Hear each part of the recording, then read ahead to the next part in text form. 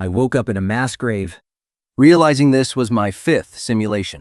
My path as a necromancer had officially begun, blending into the towns. I gathered rumors and uncovered the history of this world. This place was once a paradise for the living, but 1,000 years ago, a wizard breached the gateway to the underworld, allowing corruption to erode the entire world. A catastrophic undead scourge wiped out whole nations. Since then, the living and the dead have coexisted in eternal darkness. Only wizards can pave a way forward.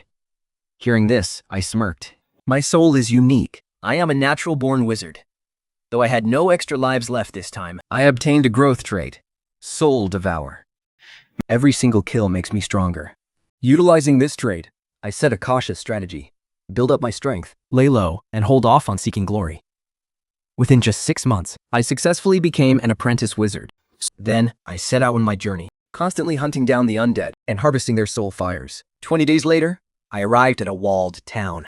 At an apprentice gathering, I learned of the hierarchy, from soul apprentice to inscribed warlock, to the one-ring wizard who transcends life and death, all the way to the 7-ring legend. Year 2 of the simulation. I was 19, and my soul had reached the absolute limit of an apprentice. After long deliberation, I began selecting my core spell. Year 3 of the simulation. I was 20. Amidst the surging tide of my soul, I inscribed Life Decay, officially becoming a one-ring wizard. Then, keeping a low profile, I quietly continued my journey. In this desolate, decaying world, I made the study of souls my top priority. Back off, Outlander. I could see right through the holy light. It was nothing but an illusion. This hero actually relied on nothing but brute force. He possessed no aura of the living. Yet, was no undead either. Why bother faking an identity? But on second thought, if a fake hero does the deeds of a real one, then truth and lies no longer matter. Traveling from place to place, I delved deep into spellcraft, harvesting soul fires along the way. Rain was pouring down in sheets. While I was harvesting the soul fire of an undead archer, my detection spell suddenly flared up. The silhouette of the hero was right at the absolute limit of my range, looking around anxiously. Through the pouring rain, she stepped into the entrance of the ruins. She sat down, trying to put on an air of a formidable master. But when a sudden clap of thunder roared, she shivered and scrambled backward, her legs shaking uncontrollably. I couldn't help but chuckle. A hero who's afraid of the dark and thunder. How amusing.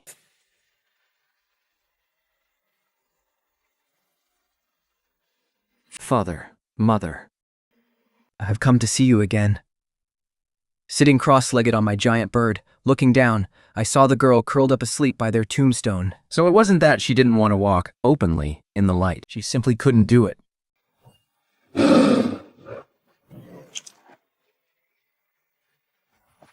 I won't let you pass.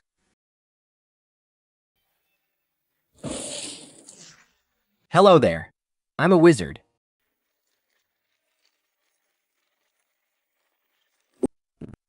King, a master wizard? You're terrified of me, aren't you? No, not at all. Sit down. I want to know why you're turning into an undead. Before I tell you, Master, would you mind listening to a story first? It's about a friend of mine. A long time ago, this world was still a paradise for the living. The Caulfield family ruled over a vast territory. The lord and his wife, who was a grand knight, had a daughter named Servia. Later, she contracted a severe illness. The lord spent a fortune to bring in a wizard. But instead of saving her, the wizard cast a dark necromantic spell, turning the entire manor into the undead. Fortunately, thanks to a life elixir her parents had prepared, she barely managed to slow down her undead transformation. But what truly saved her was an even greater catastrophe. At that very moment, an even more powerful wizard communed with the underworld, unleashing an undead cataclysm that swept across the entire world. The clash of the two undead auras, combined with the effects of the life elixir, unexpectedly halted Servia's transformation, leaving her body completely turned into that of the undead. Yet, miraculously, she retained her consciousness. By the time she regained consciousness, 1,000 years had passed. Her house had collapsed, and her territory lay barren. Lord Mage, do you think judging whether someone is good or bad should be based on their appearance or their inner self? My friend Sylvia really wants to know. I don't know why, but whether a person is good or bad depends on many aspects. There is no absolute answer. And besides, I've never believed my worth is for others to judge. Thank you for clearing my doubts. If my friend were here, she would thank you for your answer too. Lord Mage, do you think My friend Sylvia. Does she still count as human? Of course she does. Even if her body has turned into an undead. Her mind is, without a doubt, human. Thank you, Lord Mage. As for the reason behind this body's mutation, I will tell you the answer now. Actually, I am Sylvia. Are you not surprised? Oh, Sylvia. I knew all along. Has anyone ever told you that you're actually pretty bad at making small talk? How did you know? Sylvia, have you thought about the future? I suppose I'll keep being the hero. After all, everyone here still needs me. Have you never thought of leaving?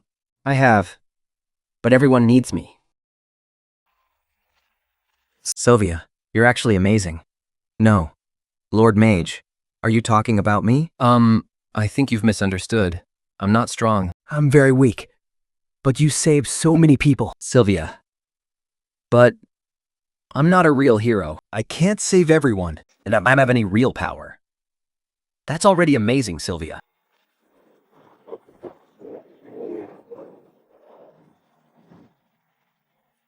Are you okay, Sylvia?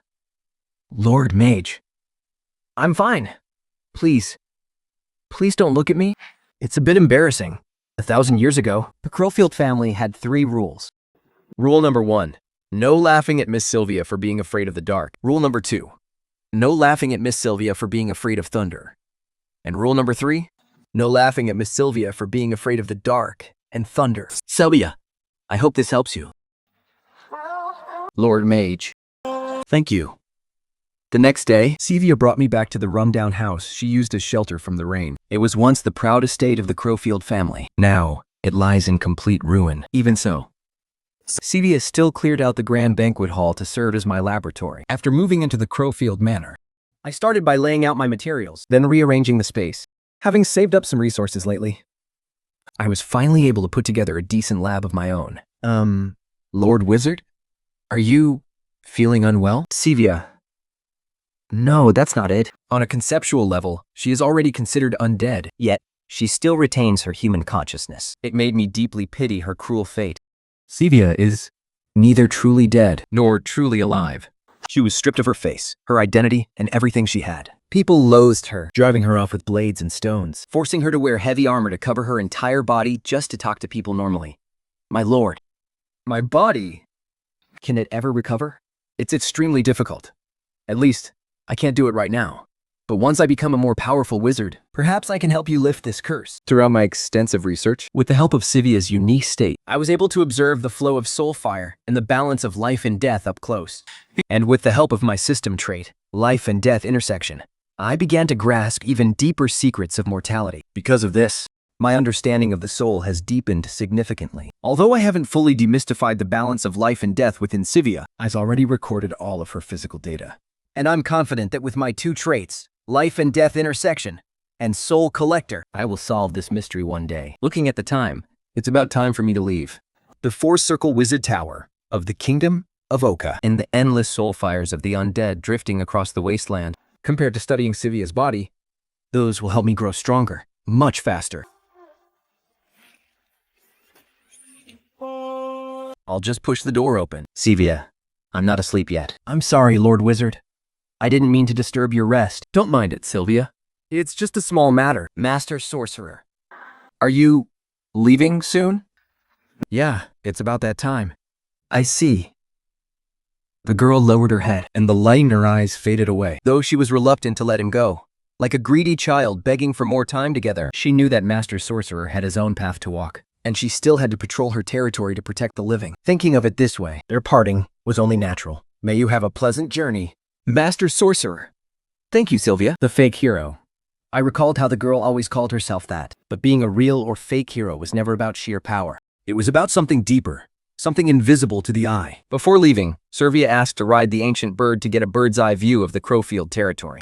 I steered the ancient bird into the sky, letting him see the vast land that had been corrupted into a living hell by the undead. Though he was utterly devastated by the sight, he remained resolute, saying, "I will protect everyone in Crowfield for my father and mother." To be honest, I had plenty of ways to convince him to give up, to stop him from wasting his time on such meaningless struggles. But suddenly, I remembered my own past self on the martial path during the 3rd simulation.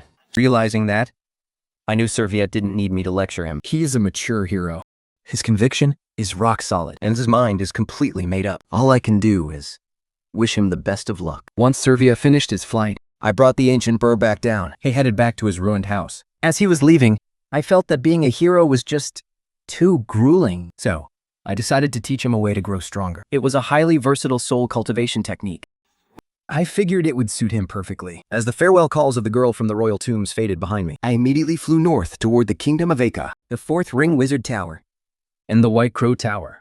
That was my final destination. The Lord Wizard is gone? Am I going to be left all alone again? Lord Wizard was right. I'm just too weak right now. I can't protect myself, let alone anyone else. I have to get stronger. He pulled out the cultivation guide I gave him And started flipping through it, dead serious, studying the training methods inside while silently memorizing the routine. Training, practicing his sword, and cleaning the king's tomb.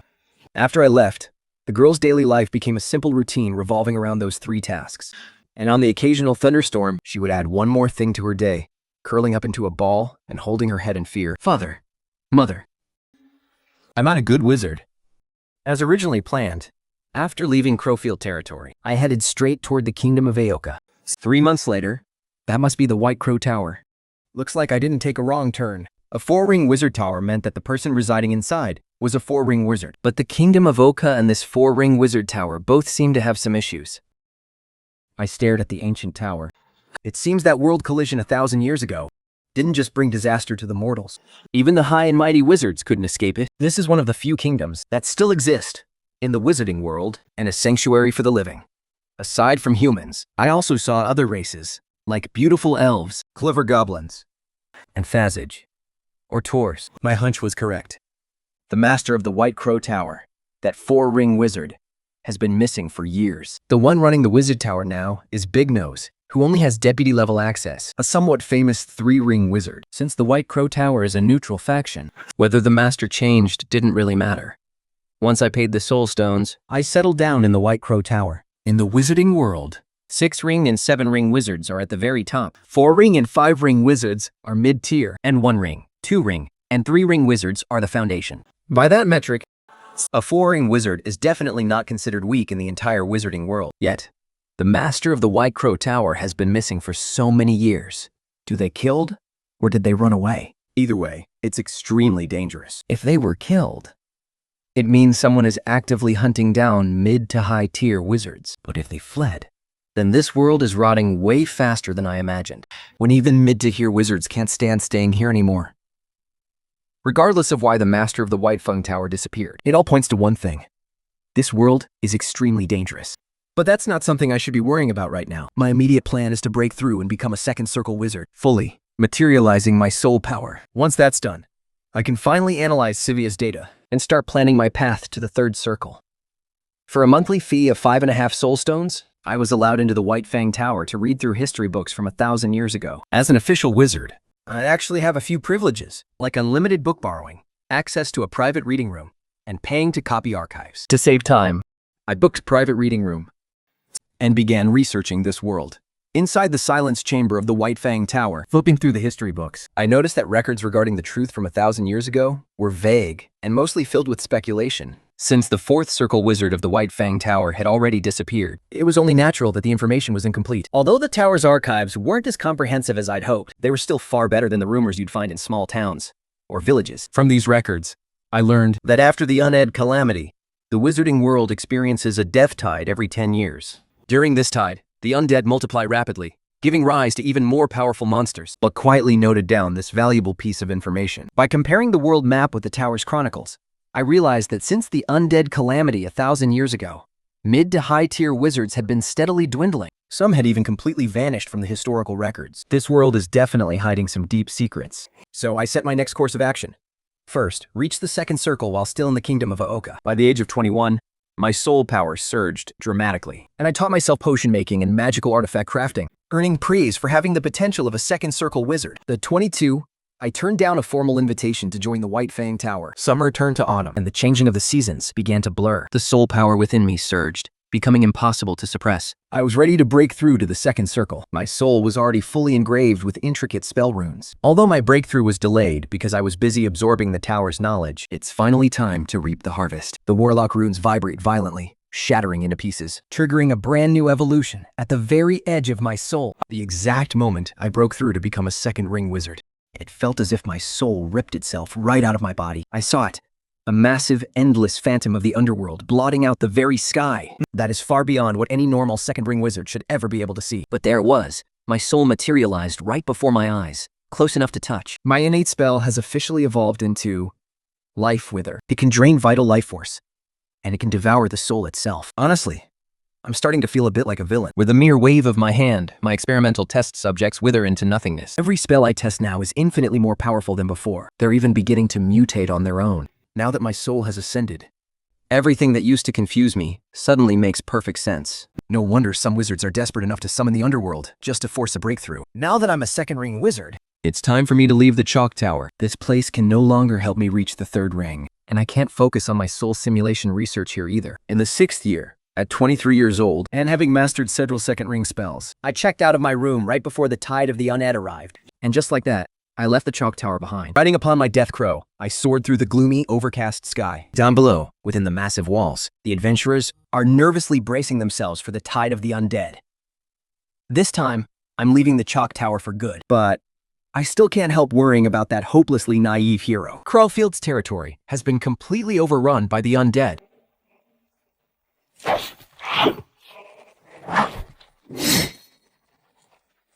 No! I will never let you monsters run rampant on Crowfield's land.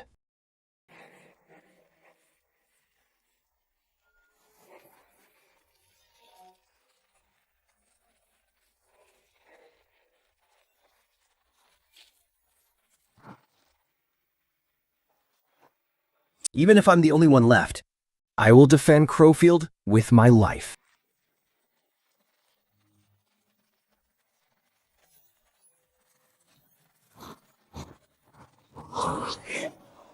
Looks like I got here a bit late. Sylvia. No, Lord Wizard. Thank you for saving me again. The moment I broke through to the second ring, I rushed back to Crowfield as fast as I could, just in time to pull a dying Sylvia from the clutches of the tide of the undead. Right then and there, I decided to wipe out these undead monsters once and for all. It's the perfect chance to gather soul fire and save this poor girl who's on the verge of losing everything. I stand there, calmly watching the massive tide of undead surge toward me. First, I summon 100 skeletons and send them charging straight into the enemy ranks. Then I order them to detonate, blasting open a path. Although these corpse explosions aren't devastatingly powerful, they are absolutely perfect for wiping out ordinary undead. And by the time stronger undead show up, I'll have plenty of deadlier new spells waiting for them. All that brutal, tireless training is finally paying off. I managed to secure the area and wipe out the undead nest of Cultivation. I raked in a massive amount of chaos fire from the victory. Even Sylvia was completely stunned by my sheer power. But in the wake of the undead onslaught, the territory was left in absolute ruins. The villagers lost all faith in the hero's ability to protect them. One after another, they fled to the safety of the larger cities. Sylvia stood there for a long time, staring blankly at the completely deserted land. Not long ago, I had asked Sylvia what she planned to do next. She had answered with absolute determination, resolved to stay and protect her people. Because every single thank you, every kind word from them, was what kept this fake hero moving forward. It was the only thing that gave her a sense of peace. But now, the villagers have all run away. No one needs a hero anymore. Sylvia stood before the empty village for an eternity. She was utterly devastated, unable to move a single muscle. I'm fine, my lord. Everyone made it out safely. That's wonderful. No one was hurt. Sylvia, are you really happy about this? Yes, I'm really happy. Everyone is safe. They all left in peace. I am truly, genuinely happy. Sylvia, you've already done so well. 1,000 years is long enough to erase absolutely everything. It didn't just wash away the history of the House of Clofield. It ground down everything this land once stood for. What kept Sylvia going all this time was her sacred oath to protect her people and her desperate need for redemption. But now that the villagers have abandoned this place, she can no longer find the strength to face tomorrow. She just curled up by her parents' gravestone, huddling there for hours. Father, Mother, what? What am I supposed to do now? Sylvia huddled on the mountaintop, hugging her knees tight. Only by pressing against the cold gray stone can she find a shred of comfort. In truth, she knew long ago that there was no going back. Her parents are gone. The glory of Coolfield has vanished. Even the people have forgotten the very name. Sylvia has been trapped in a past from 1,000 years ago, believing that by guarding these people, she could restore Clofield's lost glory. But now, with the land deserted and her hopes completely shattered, she has lost all courage to take another step forward. I often came to visit Sylvia, either keeping her company in quiet silence or teaching her how to grow stronger. Even though she politely thanked me every single time, her eyes remained utterly dim. Crawfield. Only you and Sylvia are left now. Just as I was about to leave, I turned back and reached out my hand to the lost girl leaning against the tombstone. Do you want to come with me? But Sylvia, do you know? Stepping into the darkness is easy, but returning to the light is the hard part. It takes far more courage than simply staying in the dark. And I believe you have that courage, Sylvia. Because you are a true hero. I need you. Sylvia. In a wizarding world blanketed by heavy, dark clouds, there was not a single ray of light. The black sun hung distorted and hideous, yet a warmth bloomed in her heart at this very moment, instantly tearing to shreds the label of a fake and are her deep-seated insecurities, leaving behind nothing but pure, unadulterated acceptance. Lord Wizard. Can I really do it? Yes, Sylvia, your body is very special. I won't be able to do my future research without you. If you can't come with me, it's going to give me quite a headache. The young wizard said he wanted to study life and death, and Sylvia's unique body just happened to be the perfect subject for his research. So I invited the girl to come with me, solemn to telling her that I needed her help. Finally, someone actually needed the fake hero's help. I do. I'm willing to help you, Lord Wizard. Thank you.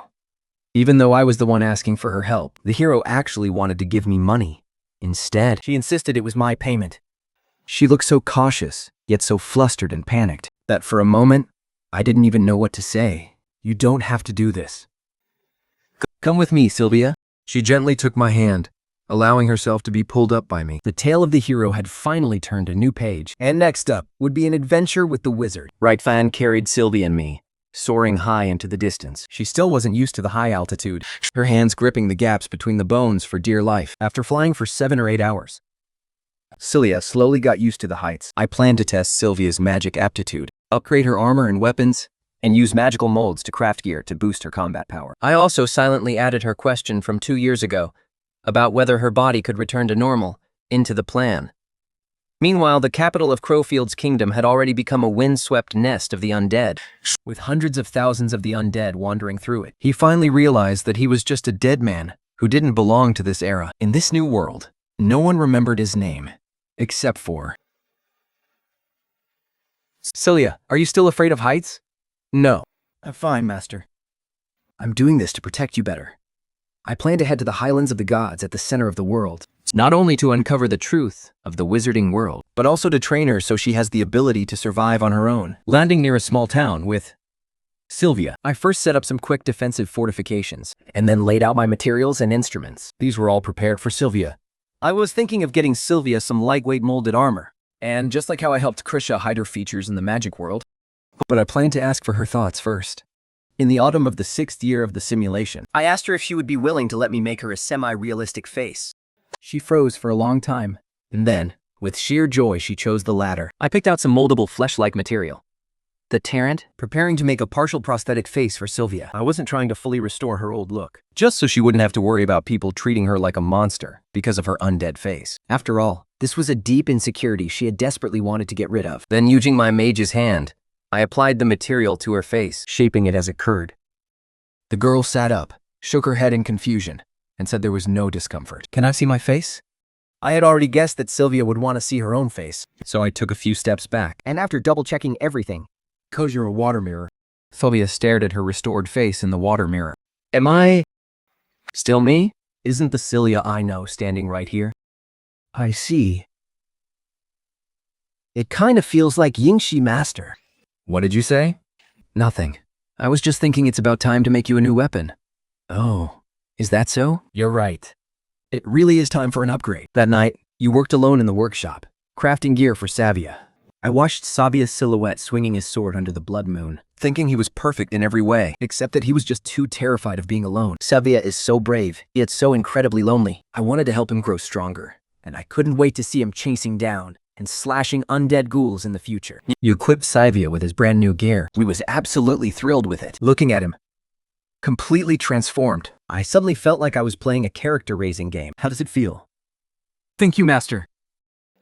I really, really like you, Master. I mean it. I really, really do. Well, that's a relief. And with that, your official training of Savia began. First, you tested his aptitude for magic. Though his swordsmanship was unmatched, without mastering the power of the soul, he would never reach his true potential. Savia, let's begin.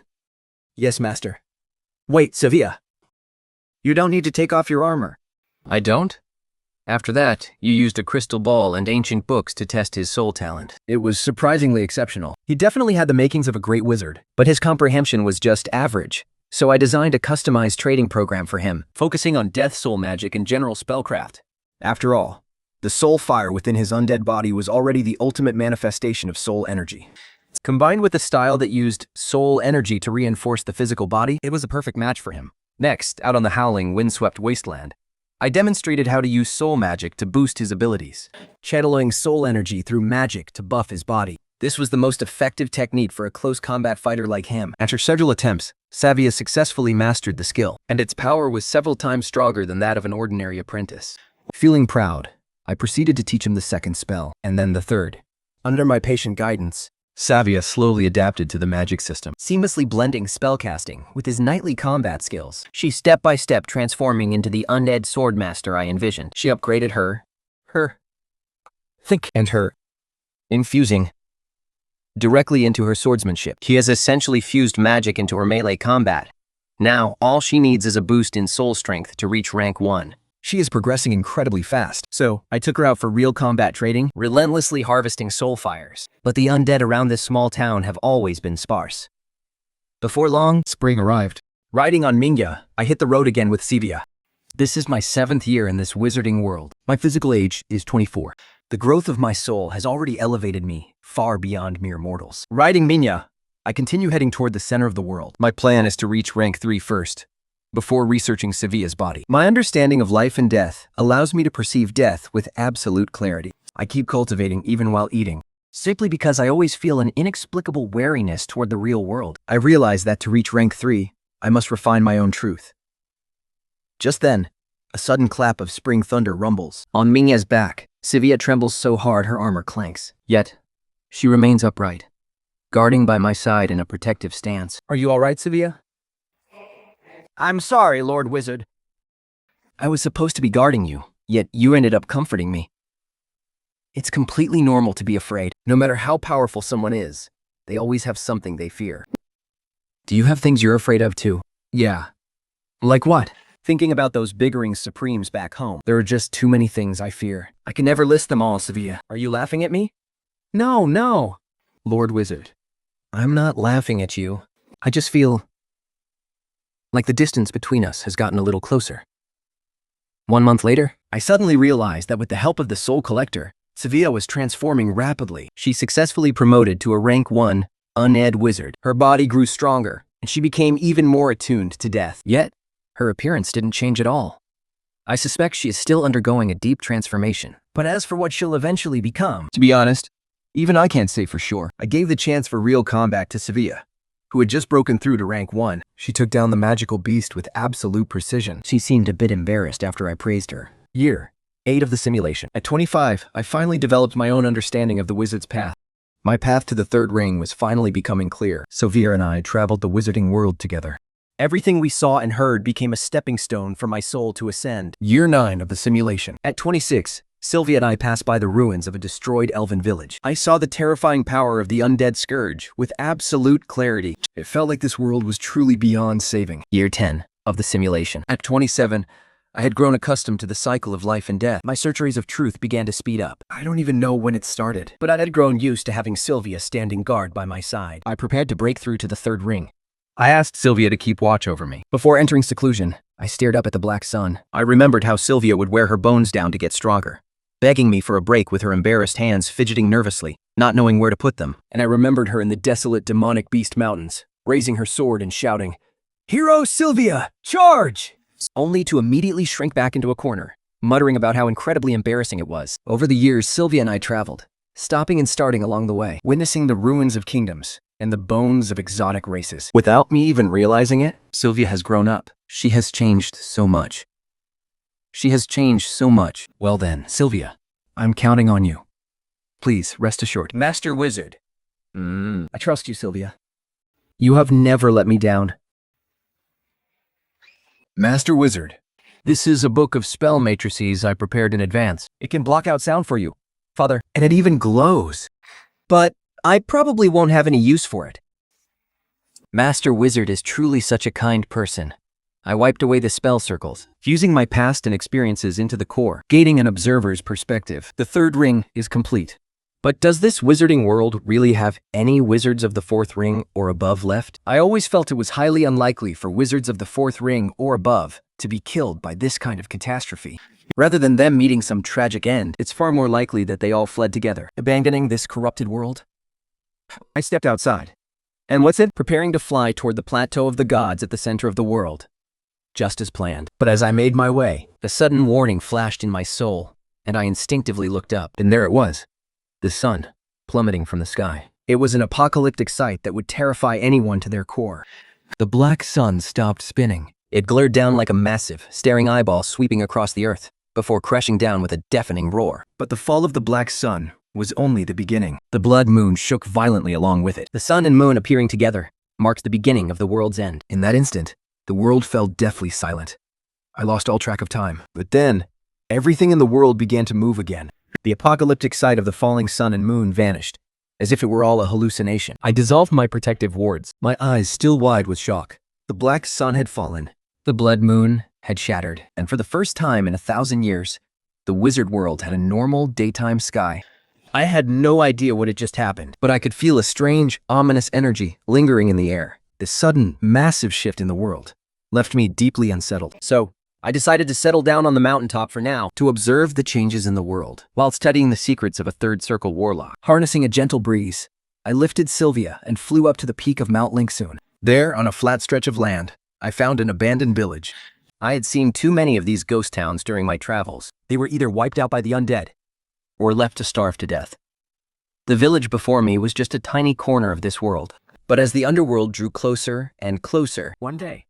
the entire world would end up just like this. Civilization gone. The living gone. Leaving only the undead to wander the silent, dead earth. using rocks and discarded materials, I built a 3-story fortified workshop. It was crude, but sturdy. Now that I was a third circle wizard, it was time to start preparing to build a real wizard tower. I then got Sylvia settled into our temporary workshop. Sylvia asked how long we would be staying. I told her it was too dangerous to make any rash moves until we figured out what was happening to the world. We might stay for a long time. Or we might only be here for a few days. She nodded thoughtfully and said she understood. For the longest time, Sylvia felt like a total fraud of a hero. But at least he could handle his roles as a research subject and a knight's retainer. And so, our new life began. I buried myself in training, aiming to become a third ring sorcerer. Every morning, I'd fly out to observe the shifting of the sun and moon. When I returned, I'd find Sylvia on the empty mountaintop, swinging his sword over and over. The undead sword master was finally taking shape. The sun shone bright, And the moonlight was pure white. The world was so quiet, it made me feel both peaceful and deeply uneasy. Was this peace just a final fleeting spark before the end? During the first month, the desolate world actually started showing a flicker of life. moss and slimes began to grow quietly among the ruins. But by the 4th month of living on the mountaintop, I finally noticed a change. The sun was growing dim. The slimes were disappearing. Standing on the 3rd floor of my workshop, I looked down at the earth below, watching all signs of life wither away. A deathly energy began to fill the air. The sun was still red. But that burning heat would likely turn ice cold again very soon. By the end of autumn, I watched the world darken once more. A necromantic storm swept across the land. As the black sun swallowed every last drop of color, The very laws of the world were shattering, piece by piece. The storm of death destroyed everything left of the living. The undead multiplied. And a deathly silence gripped the land. The world itself was warping. Everything pointed to one inevitable truth.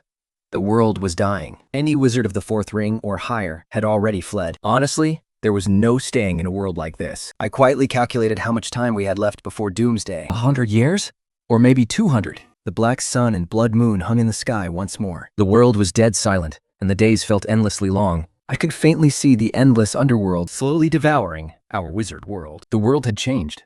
It was time to hit the road again. Side by side, Sevia and I walked toward the Brightfire Raven. We kept moving forward, heading toward the highlands of gods. Along the way, Sevia broke through to become a second ring wizard. Having reached the second ring, he now had the potential to grow even stronger. I steered the Brightfire Raven and flew toward the highlands of gods, wanting to feel the underworld's invasion at the center of the world. I gather information from the wizard factions there, finishing up the final designs for the wizard tower. I rode my fiery duck toward the plateau of the gods, looking down from high above at the barren, dark lands. In a global catastrophe like this, no matter how much I help, I can't save everyone. I'm still a long way from becoming a fourth ring wizard. After saving a group of refugees, I kept flying toward the center of the world, faced with a world that was freezing to death. I only had two paths left: stay here as a necromancer, or flee to a safer world. Is there any saving a world like Sevia when? I couldn't give an answer. A disaster of this scale was far beyond the capabilities of a third-ring wizard. I pressed on toward the plateau of the gods, determined to find the mastermind behind all these tragedies. Year 11 of the simulation. I was 28, and the corruption of the world was accelerating. More undead were appearing, and they were coming straight from the underworld. But as a third-ring wizard who specialized in necromancy, ordinary undead didn't stand a chance against me. Year 12 of the simulation. I was 29. As I passed by a fallen kingdom, I saw the muddy river flowing through. It was a river from the endless underworld. This bizarre sight only appeared because our world was on the verge of being swallowed up. Sylvia and I were equally famous. My fiery duck flew over countless kingdoms and ruins. We witnessed soaring mountains And raging seas. But on stormy days, he would still curl up into a frightened ball. I would laugh and cast a silencing barrier over him, helping him get through those rough, stormy days. Year 14 of the simulation.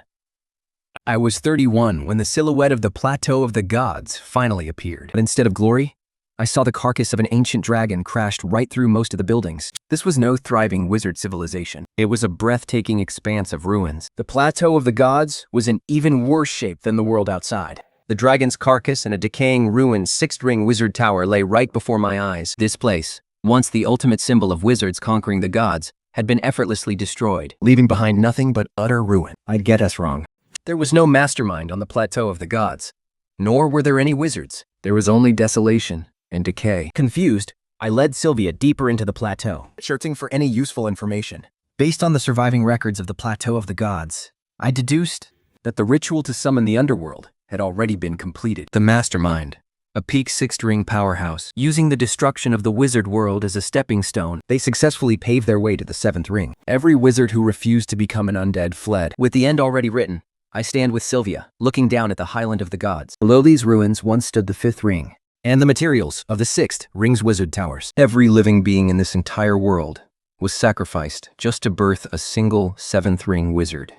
Even though I had guessed it long ago, now that it is confirmed, it still feels so surreal. I crouched down, grabbing a handful of dust from the ruins, roughing the gritty ashes between my fingers. The destruction of an entire world, and hundreds of billions of lives sacrificed, all to pave a single path to immortality. I despise this.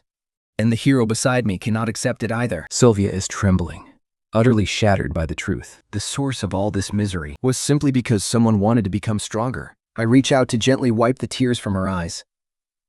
The truth is just too cruel. But I know anger alone is useless. The mastermind has already reached the seventh ring and left this world behind. I decide to scavenge the ruins first, looking for anything useful to boost my own strength. Holding the hand of the broken Sylvia, I walk across the highland ruins, searching through the remnants of the fallen wizard towers. The crushing truth has broken the hero's spirit, but with you by her side, she gathers her courage once more. After spending half a month clearing out the ruins of the Highland of the Gods, Sylvia asks me what we should do next. I came here seeking the mastermind and the high-ranking wizards, only to find they've long since vanished. Facing this wizard world, now being swallowed by the underworld, I look at my golden trait, Soul Collector. I want to take a third path. The Soul Collector trait allows me to harvest souls without any upper limit, though the amount harvested each time is minuscule. Once they pile up, they will form a massive, raging ocean of souls. I grip my wand tightly, with my Soul Collector trait relentlessly harvesting tens of thousands of soul fires. Will come a day when even the world itself cannot ignore my power. Until then, I must keep slaughtering the undead and find a safe place for this kind-hearted hero. I ride a fire crow, soaring high into the sky as the whispers of the deceased echo in my ears.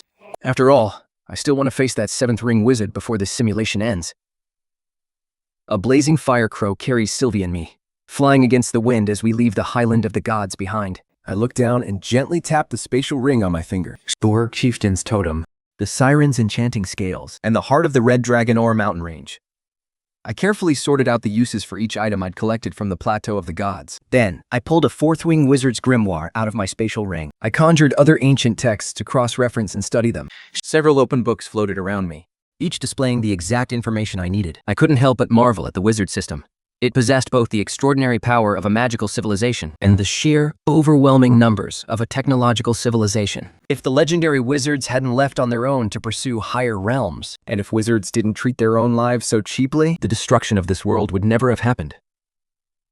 I sat cross-legged, holding the book in deep thought. My primary objective had already been achieved. The only thing left to do before the simulation ends is to deal a heavy, devastating blow to the mastermind behind the scenes. But first, I need to secure a safe escape route for Servia. Watching Servia's receding figure, I silently drew up a plan. He isn't cut out for that kind of brutal war. After all, he's still so afraid of the dark and thunder. This fragile, humble girl.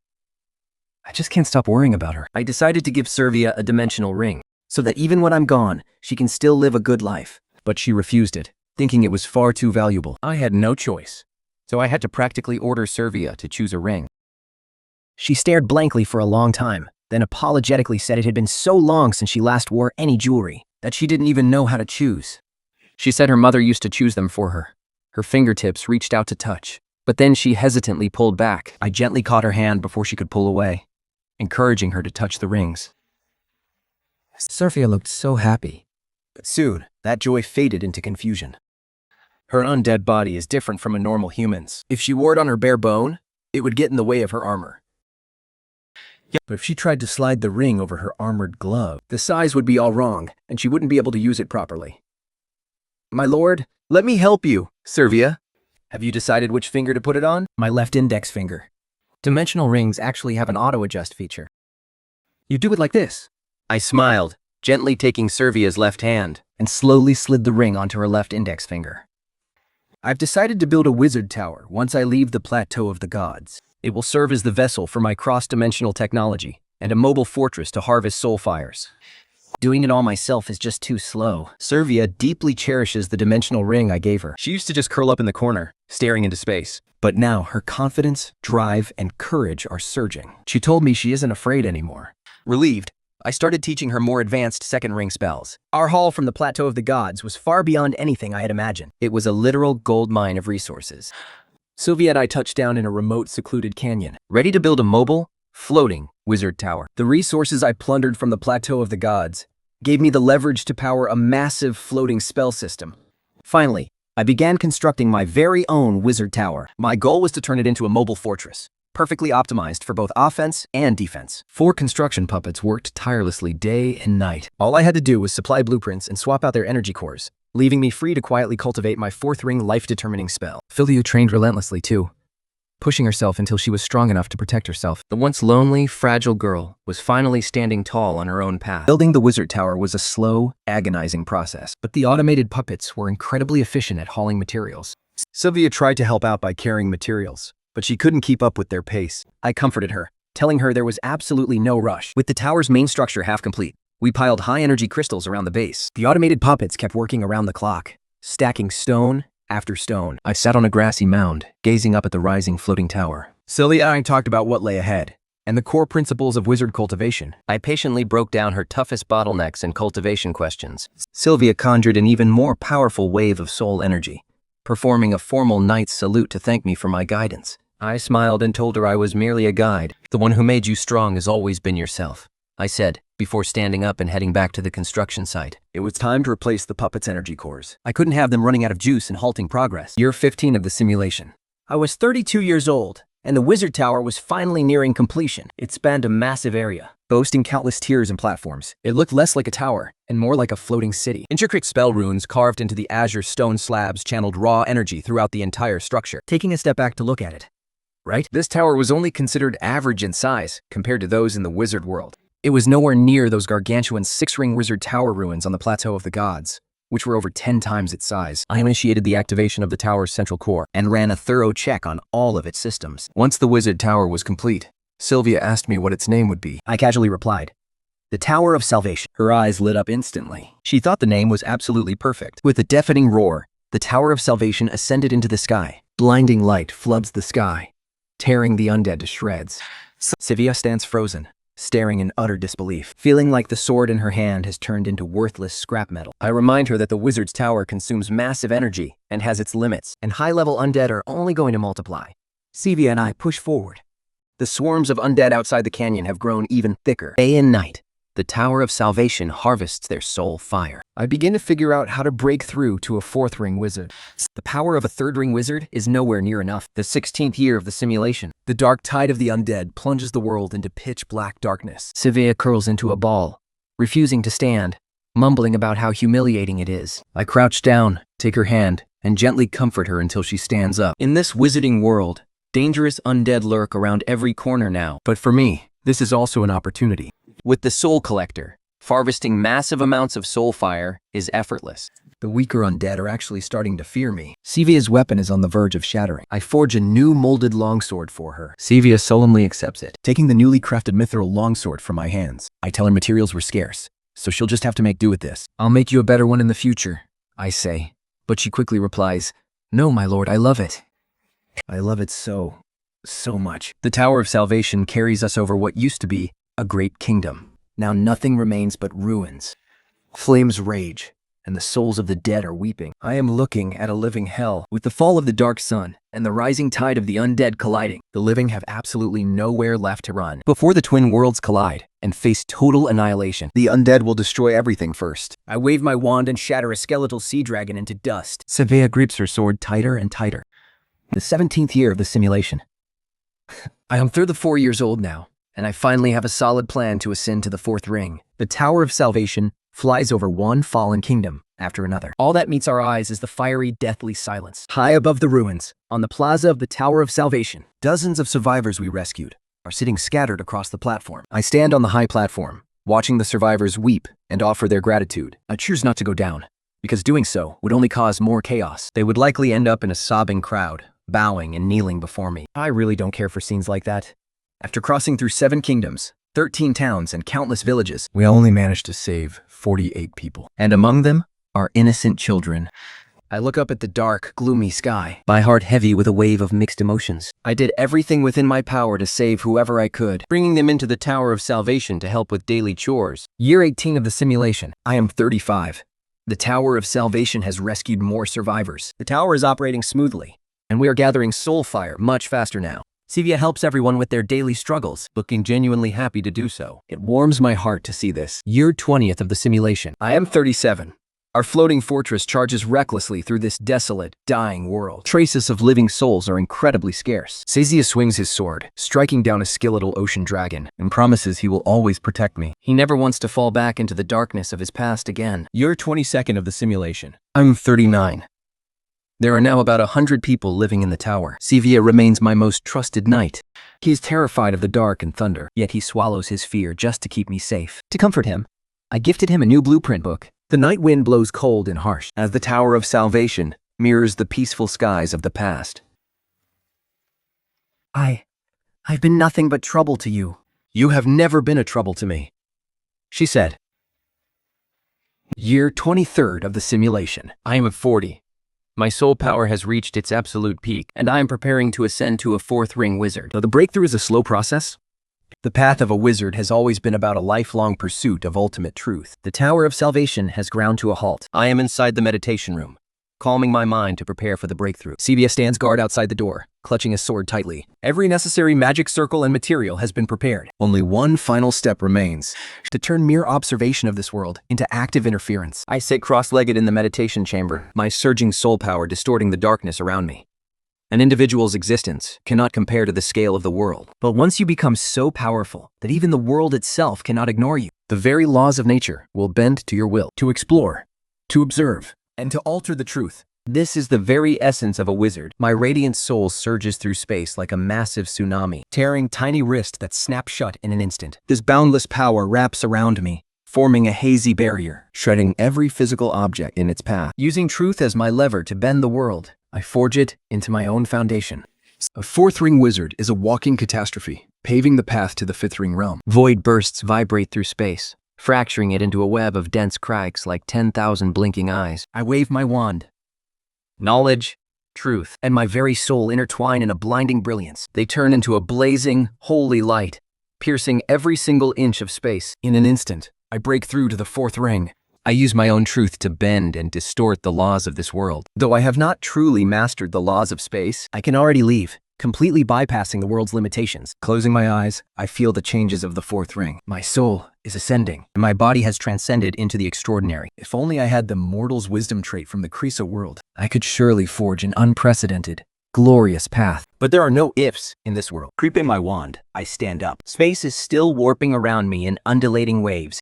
To teleport outside, besides the intervention of a fourth ring wizard, requires an astronomical amount of energy.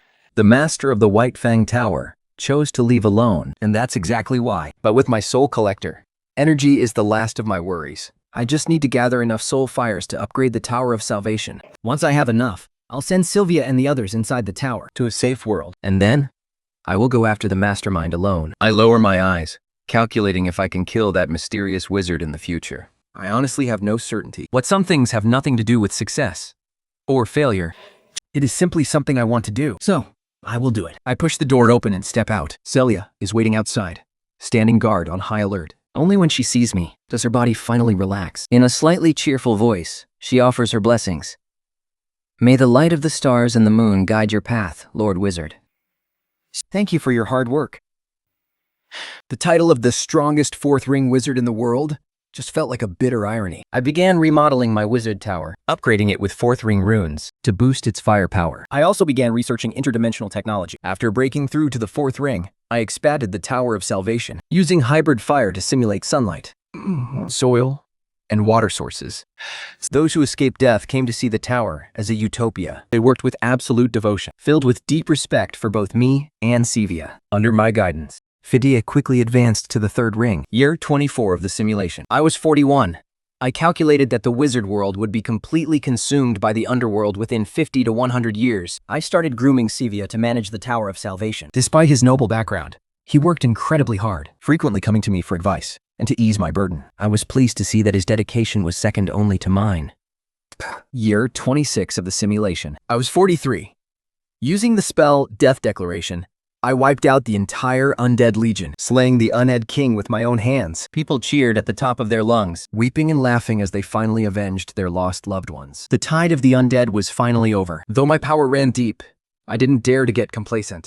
My soul fire was still not enough to open an interdimensional portal, nor was it enough to defeat a seventh ring wizard. I forged the powerful undead into guardian puppets, and my mastery of wizardry grew sharper by the day. Year 29 of the simulation. Think, I was 46. The facilities of the Tower of Salvation were fully complete, and our population was growing. Yet the world outside had fallen into absolute, dead silence. There were no other survivors left. Then there were no other survivors. Sevia and I stood at the top of the tower, silently staring at the pitch-black landscape of the end times. Year 30 of the simulation. I was 47. Repeated failures in interdimensional technology were starting to frustrate me, but my mood improved after I mastered the fourth ring spell, Flesh Regeneration. Even though it could only be maintained for 1 hour, I successfully restored Sevia's body. He was overcome with an uncontrollable wave of emotion, and I quietly left the room after he finally calmed down. I had her change into normal clothes, something she hadn't worn in a long time, allowing her to show her human side. Master, does it look good on me? I smiled, assuring her that she looked even more beautiful than I had imagined. Having regained a living body, Sevia let out a brilliant, childlike smile. I held Sevia's hand as she struggled to get used to her body, and led her toward the light. She gripped my hand tightly. Her long white hair fell over her face, hiding her blushing cheeks. I asked her gently if she felt any discomfort. She smiled and said she felt wonderful. Everything feels so comfortable. Thank you so much. By the way, were your eyes always green? Yes. I kept my warlock slot open just so I could collect countless bones to compare and refine the details. I spent so much time trying to bring you back, Sevia. Looking at the bright, smiling hero standing before me, I knew every second was worth it. With her body restored, Sevia was more beautiful than any elf. It was a beauty that had been cruelly fractured by malice, yet still radiated a brilliant light. When the hour was up, Seraphia's body reverted to its skeletal form. She carefully put away her clothes, donned her armor, Put on her disguise, returning to how she looked before. I'm sorry, Seraphia. I still can't find a way to make it permanent. It's all right. Really, it's nothing. This is more than enough, Master. To be able to have my body back for an hour, every now and then, I already feel incredibly lucky. Seraphia, to me, you look beautiful, just the way you are. Year 31 of the simulation. I am 48. The Tower of Salvation flies over a desolate, dead land, Forming a stark contrast with the warm, sunny weather inside. This arc of life sails onward, heading toward a destiny on some unknown shore. Year 33 of the simulation. I am 50. My soul has become more refined, And I have mastered high-tier warlock arts. I regularly cast flesh regeneration on Seraphia. She no longer wanders around, choosing to stay only by my side. She says she wants to help share my burdens, which brings me a deep sense of comfort. Year 34 of the simulation. I am 51. The Tower of Salvation has flown to the Dragon Valley, A land covered in bones. An ancient dragon attacked, but I easily killed it in a counterattack. Sylvia stood there, completely dazed. Her sword was only halfway out of its scabbard. Year 36 of the simulation. At 53 years old, during the dark tide of the undead, the barrier of Tower 50 broke several times, but I unleashed overwhelming fire, obliterating hordes of the undead. Year 37 of the simulation. At 54, I successfully ascended to the 4th ring. 13 years later, after endless, grueling research, I finally managed to replicate space tier. With anchoring, planar travel, and other advanced techniques, I've made a massive breakthrough in the field of cross-planar magic. Leaning back in my chair, I look back on every single step I've meticulously taken over the years. I should have kept collecting soul fire. and once the cross-planar technology was perfected, I could safely send Sylvia and the others in the tower away. But unexpected events always strike when you least expect them. In the newly discovered ruins of Usta, I unearthed an ancient grimoire. Inside, it recorded extremely rare and precious information about the endless underworld. As I flipped through the grimoire, the doubts that had plagued me for years were finally resolved. The reason the wizards retreated in such a hurry wasn't because they didn't want to stay, but because they didn't dare to. The grimoire detailed a 7th ring wizard's research into the endless underworld. It is the final destination of all life, the vast, eternal abyss. Even a 7th ring powerhouse could only briefly connect with the source of the underworld. Controlling a tiny layer to keep souls from being extinguished was just a tiny scrap of authority granted by the underworld. It showed them a glimpse of the path ahead. I closed the grimoire, looked up, directly facing the sublime, majestic presence of the endless underworld. Once a massive realm like the wizard world is swallowed by the underworld, it will undoubtedly become a new soul plane. But our cross-planar technology isn't ready for use yet. Just having soul fire isn't enough. I need to prepare countermeasures. I must confront those unseen lurkers watching from the shadows. I tighten my grip on my wand, realizing I probably won't get a chance to strike down the mastermind myself. Instead of venting my own anger, Sylvia's safety and the safety of the others must come first.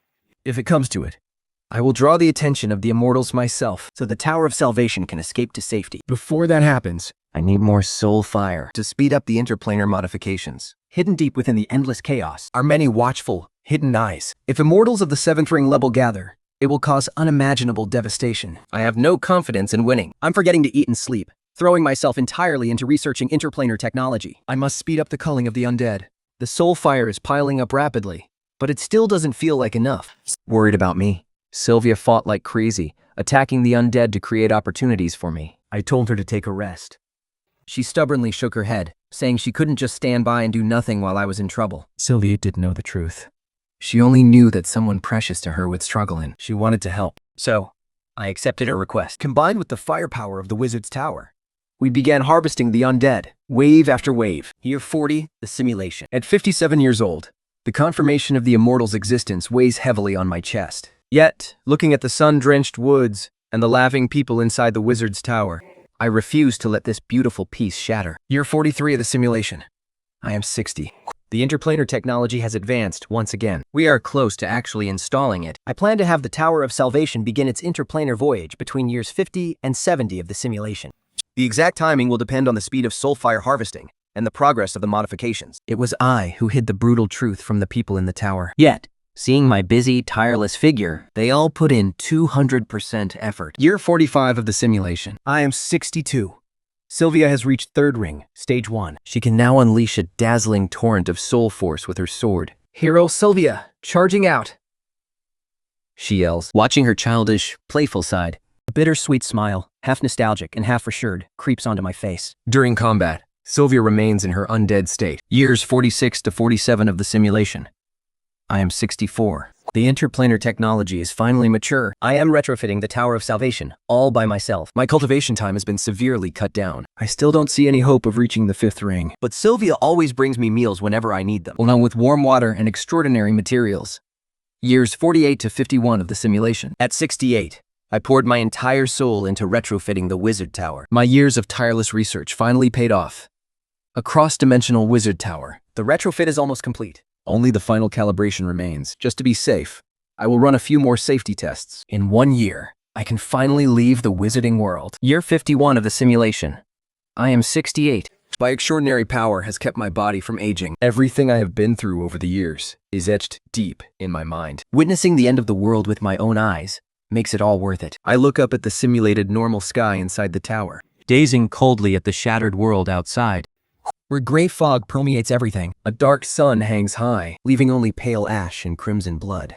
I leave the final retrofitting of the wizard tower to the construction golems. Meanwhile, I prepare to hunt more undead to harvest their soul fires. And try to break through to become a 5th circle wizard before we cross dimensions. I gaze up at the black sun and the blood moon, Knowing that the true end is drawing near. In the silence, I find myself worrying about the future of the hero. But in the end, I stop thinking about it. I cherish these final moments, Slaying the undead day and night. and meditating to cultivate my power. She has begun to hit the bottleneck of the 4th circle. I patiently guide her through whatever she doesn't understand. Sullia's sword can sever even souls, And her speed and strength rival those of the powerhouses in the martial arts world. I smile and tell her she will soon become a 4th circle wizard. Using flesh regeneration magic, I restore Sylvia's living, human appearance. But instead, she presses close to me, almost leaning her entire weight against me. I always feel like you are about to face some danger, Master. So I want to stay as close to you as possible to protect you. Have you thought about what you want to do once we reach the new world? As for that, I actually haven't decided yet. I see. So even you haven't decided yet, Master. What about you, Sylvia? Have you thought about it? Yes, Master. Sylvia earnestly lists several plans for her future. To stay by my side as my knight companion. To take me in the new world. To give the people inside the tower a peaceful life. She wants to travel and see the sights with me, learn about new cultures, and explore the unknown tomorrow. I'm sorry, but Sylvia, I'm afraid I'm going to disappoint you. I gently stroked her hair, apologizing to her in silence. Her entire future is built around me. But me? I have no future. I am ready to sacrifice everything I have, Just to buy her and the people in the tower a single slim chance of survival. This is a miracle that only I can pull off. I piloted my old battle tower, flying across the world at high speed, Scavenging the ruins of high-tier wizard towers for precious materials. Before embarking on this cross-dimensional voyage, leaving the wizard world this time will be a final, permanent goodbye. I steered my wizard tower toward the Crowfield territory, the decaying manor, the weathered tombstones, and the empty, ruined village. Everything still looks exactly the way it used to. Father, Mother, I've come to see you one last time. Master Wizard, could I trouble you with a favor? It was rare for Sylvie to ask me for anything, asking me to help perform a flesh regeneration spell. Sure, I can do that. Father, Mother, I'm doing really well now. So please, you don't have to worry about me anymore. The Lord Wizard is a good man. He's been looking out for me this whole time. Sylvia talked about the past, bending down to place a bouquet of white flowers before each of the 2 tombstones. Just as her parents always remembered her, she said her final goodbyes. As their daughter, her parents' souls had long since entered the cycle of reincarnation, and Sylvia was about to leave for a new world, never to return. She could have taken the tombstones with her, But she knew that would just be a hollow gesture. the hero knew that the dead were gone. And they weren't coming back. He couldn't drown in grief and forget the purpose of living. To do so would be the ultimate disrespect to those he had lost. Sylvia, is there anything else you need to take care of? This departure is a final farewell. There won't be another chance to return. No, nothing left. Lord Wizard, but I remember you still have a friend. You. How do you still remember that? So, suddenly the hero felt that recovering his body might not actually be a good thing. Sylvia Crowfield is dead. Dying of embarrassment, I took the blushing Sylvia by the hand and left. I cast a 4th ring spell, lightly stirring the undead Sioux-fires, and the sheer number of them was absolutely terrifying. Nebida set its sights on me once again. I finally caught a glimpse of the breakthrough to becoming a 5th ring wizard. In the wizarding world today, I am, without a doubt, the strongest of them all. Year 52 of the simulation. I am 69 years old. The good news of my breakthrough washed away The suffocating urgency of the looming crisis. I turned myself into a machine, working day and night, all just to increase my chances of escape by a tiny fraction. The pressure was utterly suffocating, as if fate itself was squeezing my throat shut. I pondered the requirements to advance to a fifth ring wizard, to converge and condense my warlock path, creating a worldview of my own, and forge my own path. This concept is mentioned in almost every supernatural path, but none of them point as directly to the core of existence as the wizard system does. Inside my cultivation chamber, my soul power ignited the void, manifesting every wizard domain I had mastered over the long years. I needed to choose the one that resonated with me most, to serve as the foundation of my fifth ring worldview. In the end, I shattered all the soul illusions. The intersection of life and death, and the soul collector had long set my fifth ring path, uniting life, death, and soul. As these three major domains merged, a massive soul tide surged, and the cycle of life and death, along with soul voidness, intertwined to form my true path. I have walked on thin ice my entire life. In an instant, I broke through to the fifth ring realm. A fifth ring wizard's power to manipulate space is on a whole different level. Through condensing, compressing, and expanding, my warlock path was born, transcending the world itself. The success rate of my plan to escape the wizarding world skyrocketed. I pushed open the door. In the dark of the night, Sylvia scrambled to her feet from the doorstep. Seeing what out. An incredibly easy-to-read expression appeared on her face. She was absolutely overjoyed. Sylvia, what are you doing here? Master. I was guarding you. Didn't I tell you to go and do whatever you wanted? Master. But I am doing what I want. To me, keeping you safe is all that matters. Because I am your knight. Sylvia, honestly, besides protecting me, there is so much more you could do. But I am your knight. Yours, and yours alone, my Lord Mage. Did I make things difficult for you? No, of course not. Having such a beautiful guardian knight like you, Sylvia, makes me truly happy.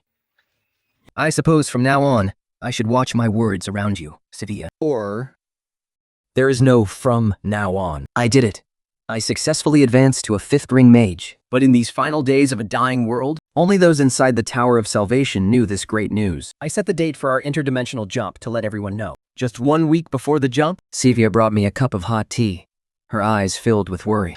I smiled, telling her I was doing perfectly fine, though the exhaustion in my eyes was hard to hide. Finally, the day arrived. I was ready to leave the wizard world. Under a black sun and a blood-red moon, surrounded by wandering souls and spirits. Except for drawing closer to the nether realm, nothing had changed at all. Sylvia, is everyone ready? Yes. I have fully activated the Tower of Salvation. Harnessing the power of a fifth ring mage, I tore through the spatial barrier. Enveloped in pure soul energy, the towering structure broke free from the wizard world. Master Mage, are we really doing this?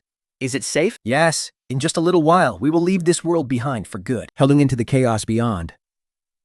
Sylvia, this is going to be quite an extraordinary journey. I reached out my hand, and a glowing star map materialized in my palm. It was a rare treasure I had found long ago, containing the spatial coordinates of several different worlds. Only because of this did I dare to attempt an interdimensional jump. Master, Have you decided which world we are heading to? I have already set the Tower of Salvation to head straight for the Haruka world. Sylvia, sit down. I know I've told you about Haruka world a few times already, but just to be safe, I need to go over it one more time. I hope you don't find me too annoying. How could I ever? You've helped me so much all this time, And I've always been so grateful for your guidance. Celia, Luca World has its own unique civilization and rules. Once you arrive, you must carefully investigate your surroundings and try not to clash with the local factions. Your talent is incredible. Given enough time, you will surely become a fourth ring wizard and eventually reach the fifth and sixth rings. So please, don't rush into conflict. Nothing is more important than your safety. I gently explained to Sylvia what she needs to do after reaching Aluka World, but she is suddenly seized by an unspeakable dread. A cold tremor echoes deep within her chest, carrying a weight she cannot fully comprehend. Sylvia, I've left my access rights in the tower, Spirit. Even if I'm not here, you will still be able to control the entire wizard tower through it. You are already a fully qualified wizard. I trust you to make good use of the resources in the tower, without needing to ask for my permission. But I'm still not good enough. Master Wizard. I'm really not as good as you think I am. I don't have the right, nor the ability, to manage this place for you. I was about to say something more, to reassure her. But I was suddenly cut off by an unexpected event. Sylvia, go and calm everyone down. I'll handle this. Yes, Master Wizard. Go now. Once Sivia left, only then did I turn my gaze toward the wizard world and the endless underworld outside the tower. Cilia went to calm the people down as I had instructed, but she couldn't understand why she had subconsciously refused my tower spirit access. The answer seemed so obvious, yet she deliberately kept it blurred. After giving basic treatment to the injured, she felt driven by a strange anxiety and began to run back. She kept telling herself that her all-powerful Master Wizard couldn't possibly be in danger. Yet, she found herself running faster and faster. Master Wizard, are you hiding something from me? Celiba pushes her speed to the limit, flying desperately toward the top of the tower. Just in the nick of time, a brilliant pillar of soul light erupts from the peak of the tower where I stand, forcibly shielding me from the devastating impact. The surrounding space shatters like a mirror. The Lord Wizard is incredibly strong. He has to be okay. He will definitely be fine. But the closer Sylvia gets, the more the very natural order of life and death is completely warped. The agonizing cycle of regenerating flesh and blackened necrosis has pushed her body far past its breaking point. It hurts so much! But the Lord Wizard, he needs me right now! I must get to him immediately. Sylvia, will you come with me? I need you. Sylvia, my research needs you. Without you, I would really be in a bind. How underhanded. You are truly despicable. You were the one who invited me. You said all those things, and yet you chose to leave me behind. To face an unbeatable enemy, all on your own. You are the absolute worst, Lord Wizard. Even I. Philia raises her trembling hands, gripping her sword with both hands, pouring every ounce of her strength into it, aiming straight at that monstrous, incomprehensible force looming in the sky. This is the only thing she can do now. The one thing she must do, no matter the cost. Sylvia, leave this to me, okay? He finally sees what she looks like now. Her life force is rapidly fading away. Her once boundless lifespan is slipping through her fingers in an instant. I'm sorry, Sylvia, for letting you see me like this. I conjure a soul barrier and turn around, barely squeezing out a faint smile. A seventh ring immortal can warp the very laws of common sense. Rules are reversed. Even with so much soul fire, it is still nothing against the crushing weight of that supreme pressure. The true danger is looming from the other side of the chaos. An immortal has set their sights on the Tower of Salvation. I'm so tired. I just want to rest, but I can't. Not yet. Weeping, Sylvia rushes to my side, clumsily and frantically rummaging through her potions, desperately healing me over and over again, all while speaking with absolute, unwavering resolve. To see a hero like this, showing a vulnerability I've never seen before. Lord Wizard, I'll heal you right now. I'll save you. I swear I will. That's enough, Sivia. There's no need to heal me anymore. I'm sorry for keeping you in the dark all this time. I really thought that with my own strength I could resolve everything peacefully. But looking at it now, I guess I was just too arrogant. I'm going to go and deal with that enemy. So, while I'm away, can I trust you to protect yourself and everyone else in the tower? Please, Sivia. Lord Wizard. Please let me go with you. I can't let you face this danger all on your own. I am your knight. So please, at least let me protect you. Lord Wizard, you're all I have. I only have you left. There's no one else but you. Please, just let me be stubborn this one time. I beg of you. My hand, resting on Sivia's head, paused for a moment. I'm sorry, Sivia. We part only so we can meet again in a better time. One day, all struggles will finally align with the ticking hands of time. Even if I'm not by your side, you will always be the greatest. Because you are my hero. It doesn't matter if the rest of the world doesn't recognize you as their hero. And it doesn't matter if you don't have the world's favor. To me, I will always acknowledge only one hero, and her name is Sivia Crowfield. I gripped my wand and stepped through the protective barrier, heading straight into the boundless chaos. At the top of the massive tower, only Sivia's frail, lonely figure was left behind. She stood there, watching and waiting for me to come back, no matter how long it would take, even if it meant waiting for an absolute eternity. Unfortunately, Lady Luck didn't smile on me. I was quickly targeted by the immortals, so I made my choice, to trade my own life to keep Sivia and the others alive. I stopped suppressing my soul fire and let my soul force erupt in full power. Though I didn't possess the power of a ground wizard, I still carried some of their unique traits. Turning back to face the Tower of Salvation, I raised my wand and pushed the tower, sending it flying away at breakneck speed. Then, I calmly turn around, waving my staff toward the chaos rapidly closing in from the distance. I light up the chaos, unleashing the blinding light of truth. Instead of being amazed, he merely comments casually, like an elder judging a junior. The seventh ring wizard, who collapses the possibilities of life and death, is the real culprit behind the world's destruction. He wants to tear apart my memories, To steal the secrets of the soul collector. but the seventh ring wizard's attacks are completely neutralized by the endless soul fire. Terrified and enraged, he demands to know, just how many souls have I harvested? I just stand there, perfectly calm. The demise of the wizard world has left the land crawling with the undead. Day after day, month after month, year after year of accumulation. The amount of soul fire has long reached a number beyond anyone's wildest dreams. Now, I condense those billions of moments into one single, devastating instant. Come on! I've been waiting for this day for so long. My flesh and blood dissolve, stripping down to skeletal bones. Along with the immeasurable, majestic soul fire, it all condenses onto my magic staff, Forging a single strike that pierces through the entire chaotic expanse. That is the struggle of the living and the burning rage of the dead. The monster who destroyed our home is right before us. How could we not be furious? You lunatic! You absolute madman! But God, this feels so good. Calculating the time. Stevia, on her end, should be almost there. I don't have to worry anymore. I smile happily, letting my exhausted, shattered body drift helplessly in the chaos. My only comforting thought is, thank goodness I didn't let Savea come with me. She is so afraid of pain. With a weary look on my face, I slowly close my eyes, letting my soul sink into eternal silence. In a daze, I see Savea crying, looking so fragile and helpless. Instinctively, I reach out to wipe away her tears, but my hand passes right through her cheek like a fading illusion. I can't touch her. I'm so sorry, Sevia. In the world of Yuluka, Sizia perfectly executes my every command. The Lord, Slevia executes, like a tireless machine, she maintains the wizard's tower. But when there is no work to do, she chooses to curl up alone in the freezing corner of the deepest room at the very top of the tower. Master Wizard, I can't do this. Without you, I can't do anything. Hot tears stream down her face, which is losing its balance between life and death. Sylphia curled up in the corner, opening the spellbook I left for her, over and over again, using its faint elimination magic to warm herself. That was the light I left behind for her. It was saving her from the deep darkness, saving her from being completely swallowed by grief. You promised it would come back. You told me so yourself. But sunlight can never reach a cold, dead heart. Clinging to the faint glow of the spellbook, Sylvia shut herself out from the world. The light that accepted all her flaws was never coming back. Her future became an eternal, broken void, forever missing its most vital piece. After a long time, Sylvia went completely silent. The spellbook you gave her had faded from overuse, its light completely gone. Yet, she still believed in me. I can't let her down.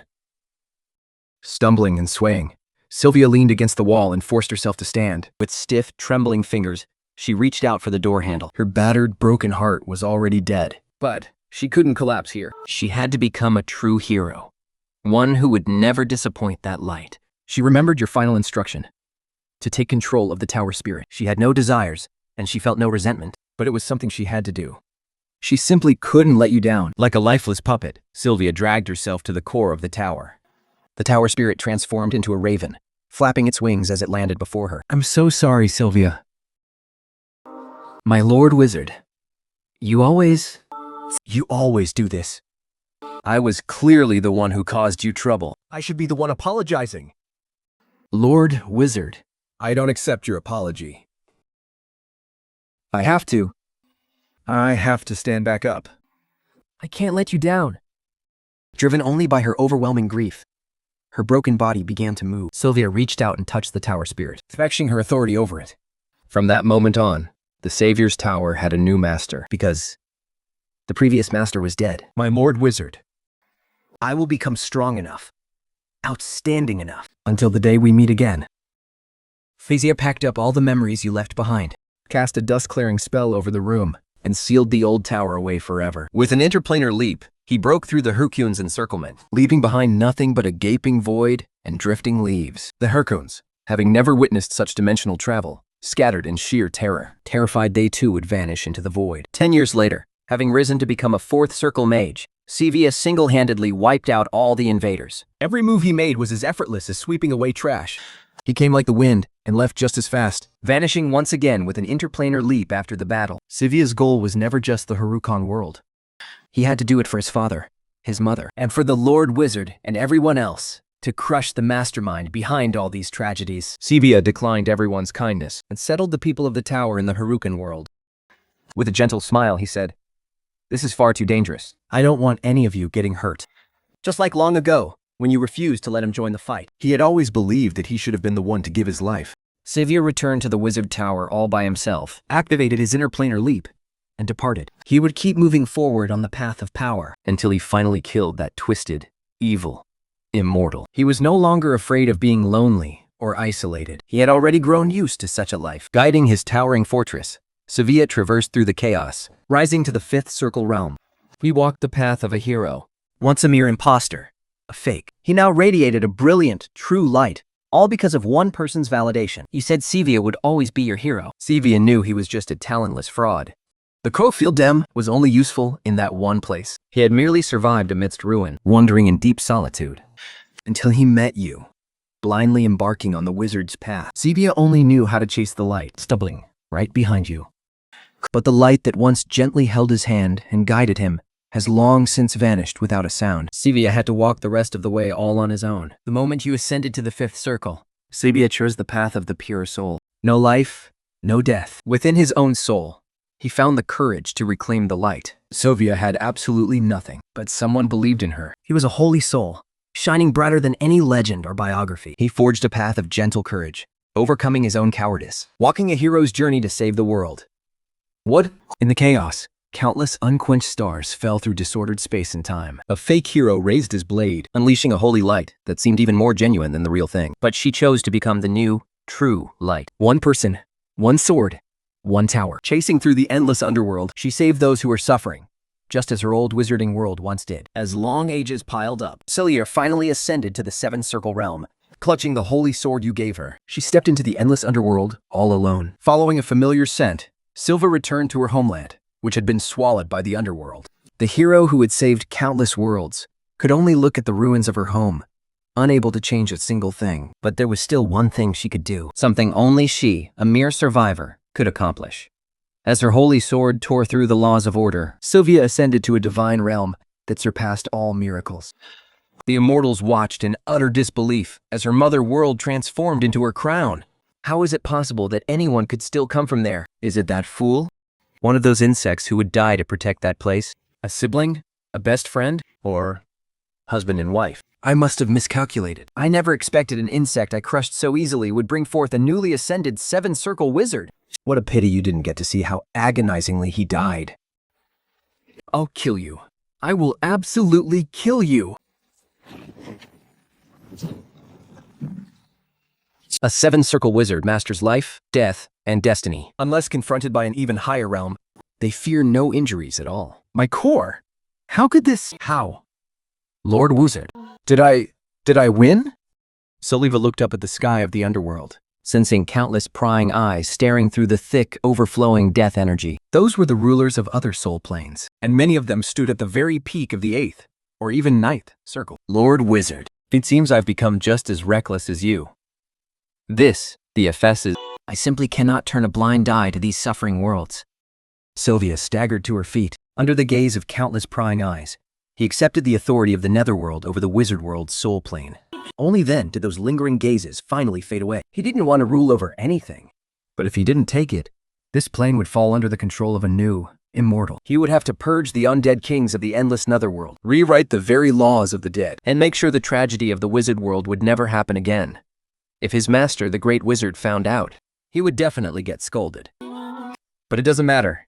Now, Master can't scold me anymore. Fulvia launched an onslaught against the other soul planes, wiping out one immortal after another. At first, no one tried to stop them, but soon everyone realized something was deeply wrong. Even though he had reached the limit of planes he could control, he kept on killing at the exact same relentless pace. Celia's defiance of the rules triggered a collective manhunt by the immortals. Yet he miraculously ascended to the 8th ring. His sword grew heavier and heavier, each trike carrying the crushing weight of a vast world, so heavy that even eternal immortals would be utterly obliterated. Have you ever heard? The The weeping of the world? That brilliant flash of his sword from the past sliced off a corner of the endless netherworld. The Nine-Ring creator himself made a move to clash with the hero. He stopped run. Treating his own body as kindling, he erupted into a world-saving blaze. The hero cast only two of the most basic soul spells on himself. His unsheathed holy sword was so fast it transcended time, And so heavy it ripped through space itself, channeling the collective will of countless living worlds. he carved an eternal, blinding light into the endless netherworld. Led by the Nine-Ring creator, the Immortals unleashed a catastrophic storm, using the authority of the netherworld as its core, battering the realm of the living, Toiling with souls. twisting fates, dragging world after world into complete ruin. When the storm finally settled, the hero had purged every single evil immortal, becoming the sole guardian of the soul planes. We walked into the deepest depths of the endless netherworld and softly asked, "Master Wizard, The me of today, can I finally make you proud?" And with that, the netherworld collapsed. Sylvia took hold of the cycle of reincarnation. the very concepts of death and rebirth were distributed equally to every world of the living. From this moment on, Every properly functioning world will have its own miniature underworld. the overwhelming entity known as the infinite underworld will no longer exist. The living offer their gratitude for the final wishes of the departed. As the consciousness of countless worlds layers upon itself, pushing the hero's soul toward a final destination no one has ever reached. Master, Wizard, I will wait for our reunion, no matter how long it takes. Sylvia crossed through time and space to meet her resurrected parents. Bathed in the quiet afternoon sunlight, she softly told them the story of meeting a kind-hearted wizard. It was a very long story, dry and tedious, yet every single word of it was true. This is the Master Wizard's aura. I have a secret. I once saved 5 girls across 5 different worlds. I thought I would never see them again in this lifetime. But then, the unfathomable, unspeakable will of the martial path descended upon Earth all at once. And I recognized every single one of them. And they found me too. It was like waking from a grand dream of 17 years. In the end, I died in his arms. That was how the simulation ended. And with it came the S-rank achievement, the performer's reckless heroism, the reformer's untimely death. But the very last line made my eye twitch. You are the man behind him. That unspeakable, taboo entity was born because of you. Molly, what on earth did you become? The S- rating came with 5 rewards. I had to choose 3. I chose a golden core cultivation base, a wood atropine heavenly spiritual root, and a jar of candy that would never expire. It was the very last jar I bought for him before we parted in Blackstone City. Once I returned to reality, I simply placed the jar of candy gently on my nightstand. It was my only connection to both worlds, and proof that he had once existed. Then I walked. For 2 hours. The solid feel of the ground beneath my feet was addictive. The registration process at the Bureau of Transdimensional Affairs was long and tedious. The whole ordeal was exhausting enough to strip off a layer of skin. But there is always an exception to every rule. Just like how I casually slapped that raging, red-eyed Foundation establishment expert right into the ground. An entire room fell dead silent. A few minutes later, I was politely ushered into the regional director's office. Sorry to keep you waiting, Mr. Xu. I'm Zhang Youguo, the regional director. Normally I'd read to ask you some routine questions according to the rules. I sprayed my palm. A brilliant golden glow burst right out of my body. Signature divine power of a golden core stage master. Undeniable proof. The overwhelming joy on Zhang Youguo's face could no longer be hidden. He didn't beat around the bush when it came to my compensation. A monthly salary of 300,000 plus 1,000 points every month from the House of the Extraordinary. And handed over a spatial storage ring. I took a quick look inside. Wow. Simply decadent. I'll absolutely have to take this home and examine it very, very closely. So, I accepted it, exchanging a warm smile with him. Brother Zhang, I knew the moment I saw you that you were a good man. Zhang Yoyobo personally walked me to the door. And had someone show me around the bureau. As I stepped outside, The sky suddenly darkened. I popped into a convenience store, bought an umbrella, opened it, and kept walking. it had been 5 years since I last walked in the real world with an umbrella like this. Yet, as I held it, I subconsciously tilted it to the right, shielding someone who wasn't even there from the rain. My phone vibrated. An emergency transmission from Zhang Youguo. The horizon flashed with an eerie, unnatural dark red. A spatial rift fragment was tearing through the clouds. An entire abyss had crashed into the outskirts of Dianshan City. Evacuate everyone below the Foundation establishment stage. This is a death trap. But I dove headfirst straight into the abyss anyway. A torrential rain of blood poured down. And I pulled a shredded robe of the demonic sect out of a mound of bloody mud. A little further ahead, The corpses and flying swords of the heavenly sword sect disciples were piled high, buried deep in the bloody mire. This very abyss was the exact world I had transmigrated to years ago. The simulation was real. I rushed straight to the peak of the corpse mountain. Then there, at the summit of this mountain of death, Stood a cold, solitary figure with their back turned. a split second later, they slowly turned around. And there it was, a face I knew all too well. He fought his way through a mountain of corpses and a sea of blood, Reaching out his blood-soaked hands to wrap around me, holding me tighter and tighter. before completely dissolving into a sky of glowing light. Leaving only a single teardrop-shaped crystal to fall gently into my palm. A system prompt chimed. Eternal teardrop. All effects amplified 10 times. Refreshes on Steely. Shield of light and death-defying grace. Requirement for use. You, and only you. It could only ever be you, The teardrop glowed with a soft, gentle light. revealing her desperate quest for revenge. The girl waited where I had vanished, but no miracle ever came. With just a single sword, she slaughtered her way through Golden Core and Nasset Soul cultivators. Corpse piled high as mountains, and blood flowed like rivers into a sea. The final scene showed her crying all alone.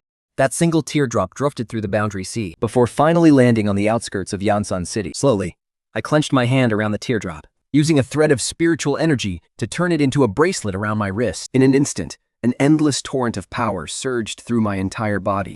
With the teardrop's massive buff, my Golden Core cultivation skyrocketed straight to the nascent soul realm. At the late stage, with my full power unleashed, I could even touch the threshold of the soul formation realm. living off a powerful woman really is the best. But now, without the teardrop suppressing it, the mountain of corpses and sea of blood began to violently surge. But I just gripped my withered vine sword tightly. And smirked.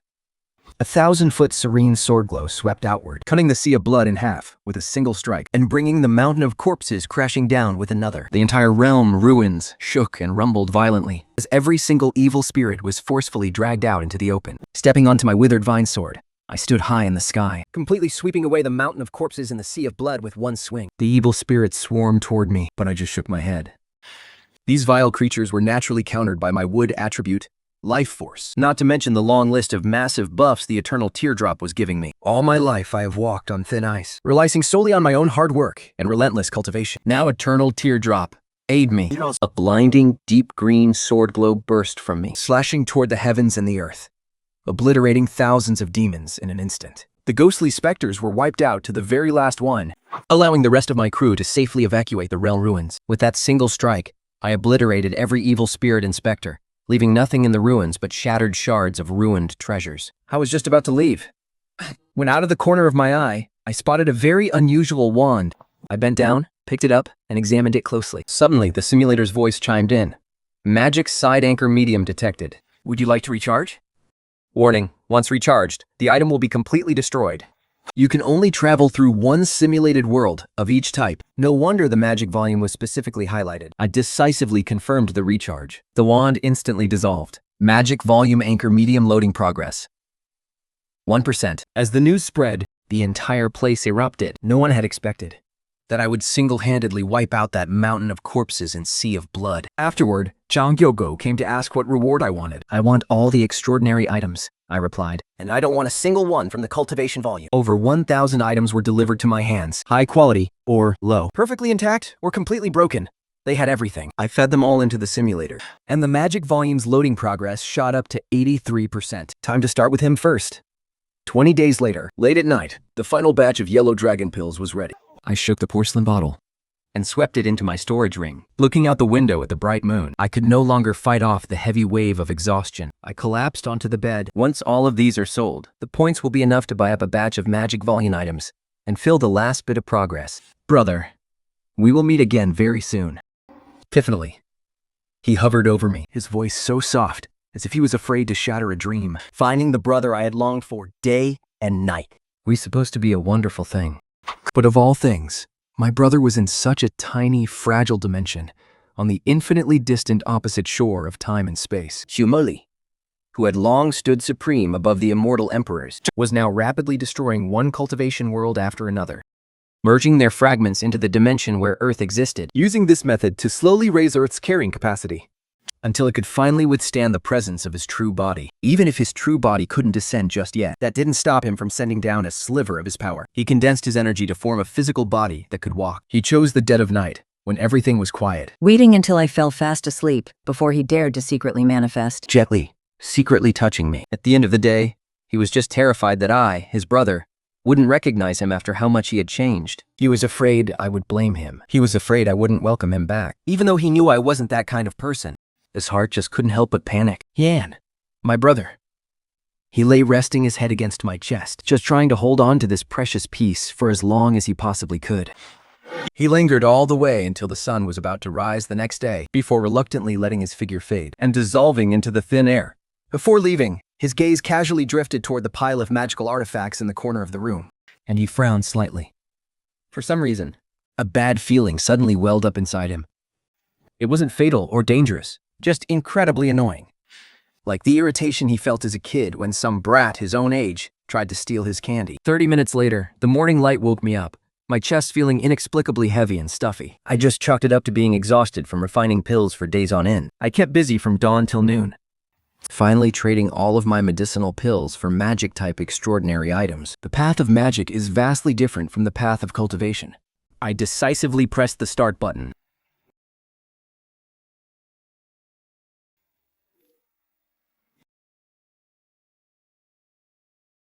Think. Finding of elements. True to the end. The Witch's Redemption. Thinking companion, creator of the physical Ragnarok. Thinking. I was slightly taken aback. This time, there were 2 more achievements than the first. This meant the simulation was highly successful. And the final reading definitely wouldn't be low. But what on earth happened after I died? The demise of the gods, the one and only of the myriad realms. Did Kalisha wipe out the entire heavenly realm all by herself after my death? I calmed my mind and scrolled down. Final rating, SRU2. Final rating, SRU2.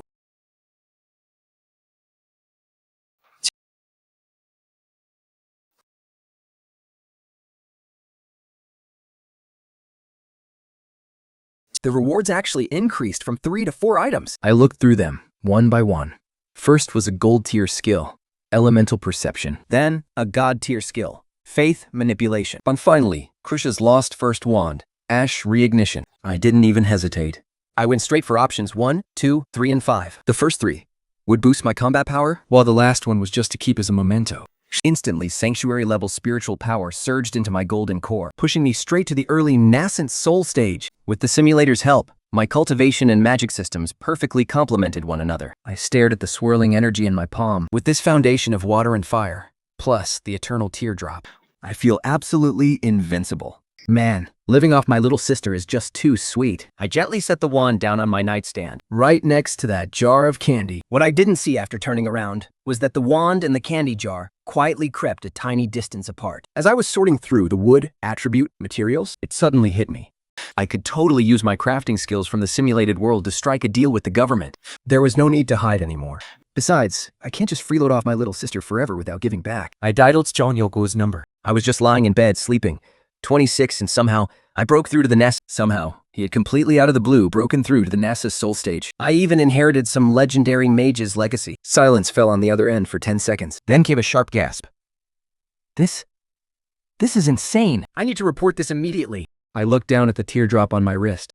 What truly gave me this confidence was living off my little sister, carrying a 10 times buff and a protective aura that could tank a direct hit from the ancient emperor. I really had absolutely nothing left to fear. Malay, your brother is going to rely on you for the rest of his life. The news was rushed directly to the capital headquarters. Meanwhile, a crimson behemoth calling itself the Sacred Jade Dragon spread its massive wings, soaring rapidly toward Yanshan. A faint thought drifted through its mind. I feel like I've heard that name somewhere before, but halfway through its dive, the dragon suddenly froze in midair because that sacred jade armage slowly turned around, revealing a face that made the entire Dragon Island tremble with sheer terror. Dragon. Tamer? I reached out across the empty air and made a sharp, grasping motion. Gray embers flared back to life, falling right into my palm. Unfazed, I calmly stepped right onto the giant dragon's head. A burst of hellfire and crackling lightning. 4 forbidden spells detonated all at once. The red dragon was blasted backward, spinning wildly through the air. It crashed violently, shattering half of the mountainside. Before he could even steady his flight, I was already hovering high in the sky, looking down on him. The magical elements swirling around me crackled so violently It made his skin crawl. The red dragon shivered, taking a trembling half step back. What a coincidence! I never expected to run into you here of all places. I guess I didn't pick the best time. No, you came at the perfect time. The moment I unleashed my overload domain, the red dragon was so terrified, it spun around and fled for its life. But the power of the domain closed in instantly, crushing down on it. The red dragon plunged headfirst, crashing hard into the ground, unable to move even an inch. Weird. Do I really look that terrifying to a dragon? I ended up using the red dragon as a live target to test my forbidden spells. 20 forbidden spells rained down all at once. The dragon roared, desperately dodging and weaving through the gaps to negate half of the damage. In the end, it just gave a hollow, utterly defeated laugh. A brave red dragon fears nothing. Or so it tried to tell itself. And this is the true value of living off an overpowered girl. An hour later, the ground was scorched black, And several mountains lay in ruins. the red dragon lay panting heavily in a crater, while I used life magic to heal his wounds. Every drop of spilled dragon blood was condensed and collected by my spiritual power. If this really is the only dragon left in this world, I'll have to keep harvesting it from him in the future. Feeling my gaze, the red dragon shuddered violently. I patted his fearsome, massive head. Relax, put your mind at ease. I said I wouldn't kill you, and I meant it. I asked the red dragon how he ended up here. He said that after the gods vanished, heaven and earth tore apart. And before he could even figure out what was happening, he was sucked in here. I then asked him what happened during the disappearance of the gods. The red dragon's eyes went wide. That person who went to Dragon Island with you back then overthrew the reign of the gods, all on her own. The red dragon honestly spilled everything he knew about Ragnarok. Once he finished speaking, My face remained completely calm. but inside, I was absolutely losing my mind. Just 50 years after my death, Kersha single-handedly wiped out all the gods of the celestial realm. I fell silent for a long, long time. I didn't know whether to feel proud of how much the witch had grown, or just feel utterly speechless about the fact that I am her sacrifice. Just knowing that Kersha is doing well is enough to make me happy. Mentor, I found you. Wait for me. Even from across infinite distance, the Supreme Witch woke up from her eternal slumber. Her long, silver-gray hair drifted in the chaotic currents. She took a step forward, smashing through barrier after barrier to find that single ray of light that had finally returned. Please, wait just a little longer. I'll be there soon. I will be there soon. On the way to the capital? Riding on the back of the red dragon, a sudden shiver ran down my spine. I couldn't help but wonder, is some new supernatural disaster about to rain down on us? But deep down, I felt like that wasn't what was actually wrong. When I searched my ring and found that massive pool of dragon blood, it suddenly hit me. I was so focused on getting the blood, I forgot to prepare the grass seeds. Once I figured that out, I felt a whole lot better. The red dragon flapped its massive wings, tearing through the sky. Soon, the outline of the capital came into view. I looked down and asked him what made him want to join the bureau. The red dragon quickly whimpered in defeat. He said, the second he crossed into China, a white-haired old man effortlessly knocked him down. He might not even be a god, but a true sword immortal. I narrowed my eyes. To think a true immortal is actually guarding the real world. No wonder everything hasn't completely gone to hell. The red dragon made a sharp dive and landed Its sheer momentum casually carving a deep trench in the ground. When the office staff heard that the red dragon had been defeated by the sacred archimage, they were both shocked and overjoyed. They were just about to report it and make contact when a casual voice floated down from above. No need to contact anyone. I'm already here. The moment even a whisper of the news leaked, the entire headquarters erupted into total chaos. A brand new Sacred Realm Archmage had arrived, a genuine bona fide Chinese compatriot. In less than 5 minutes, the security barrier is cleared out, keeping all the nosy onlookers far outside. An Ascent Soul Cultivator leads the way at the entrance. The process is frighteningly fast. To receive direct recognition from the Red Dragon itself, how could anyone still question his strength? Walking all the way down the passage, The one waiting for me inside is the very immortal who defeated the red dragon with a single strike. my curiosity is completely piqued. I thought I would only run into an immortal in the simulation. Who would have thought our first meeting would actually be in the real world? With the tier protecting me, there is nothing to worry about when it comes to my safety. Reaching the end of the corridor, time and space, Ripple, and a wizened, slender figure is seen practicing his swordplay all alone. It is clearly the refining technique and sword intent of the Withered Vine sword, passed down solely within the Senjan Peak lineage of the Heavenly Sword sect. Long time no see. Are you not even willing to call me teacher anymore? The man slowly turns around, revealing a face that couldn't be more familiar. Master once scolded me for neglecting my proper path to study magic, calling it superficial and vulgar, And was about to reconstruct my spiritual roots, but suddenly froze. A perfectly intact wood attribute heavenly spiritual root is firmly rooted within my body. The old man is utterly stunned and bewildered. He casually tosses me a Sumeru pouch he has kept prepared for who knows how long. Just a bundle of rotten wood. Completely useless. My master's stubborn, sharp tongue really hasn't changed a bit. Teacher, are you really in the immortal realm now? Of course. My talent as your master was mediocre. It couldn't compare to your heavenly spiritual root. But your master's luck was simply extraordinary. Somehow, when my lifespan was nearing its end, I unexpectedly stumbled upon an immortal elixir. Not only did my cultivation break through to the deity transformation stage in one fell swoop, shedded the shackles of my mortality, but even my cultivation aptitude soared by leaps and bounds, becoming wonderfully profound. So, you've really ascended, old man? Would I ever joke about such a thing? Then why didn't you stay in the immortal realm? Why did you end up falling into this mortal world instead? The immortal realm. As the old man spoke of his past experiences, in the past, the immortal realm was dazzling with immortal light, with stars pressing down upon its borders. But before he could even take a step, the path ahead was ruthlessly severed by a flawless beam of sword light. Li Wanshou, who had just ascended, was caught in the shattered space-time, mercilessly pulled and swallowed, and was ultimately thrown into this real world. Although I am currently in the true immortal realm, that catastrophe was just too widespread. To this day, no matter what method I try, I still can't find the way back. With no other way, I stayed in this world as a guest elder, serving as the director of the Supernatural Bureau, while casually helping Earth guard this realm. I also wanted to study the bizarre wonders projected from the myriad worlds, hoping to find a way back to the original cultivation world. As for the immortal realm, I've long lost all hope for its survival. Master's experiences were truly full of twists and turns. I lamented that even the immortal realm could face destruction. But I cared far more about another matter. Master, can you tell me what happened to Molly later? I've always wanted to know what my sister actually did.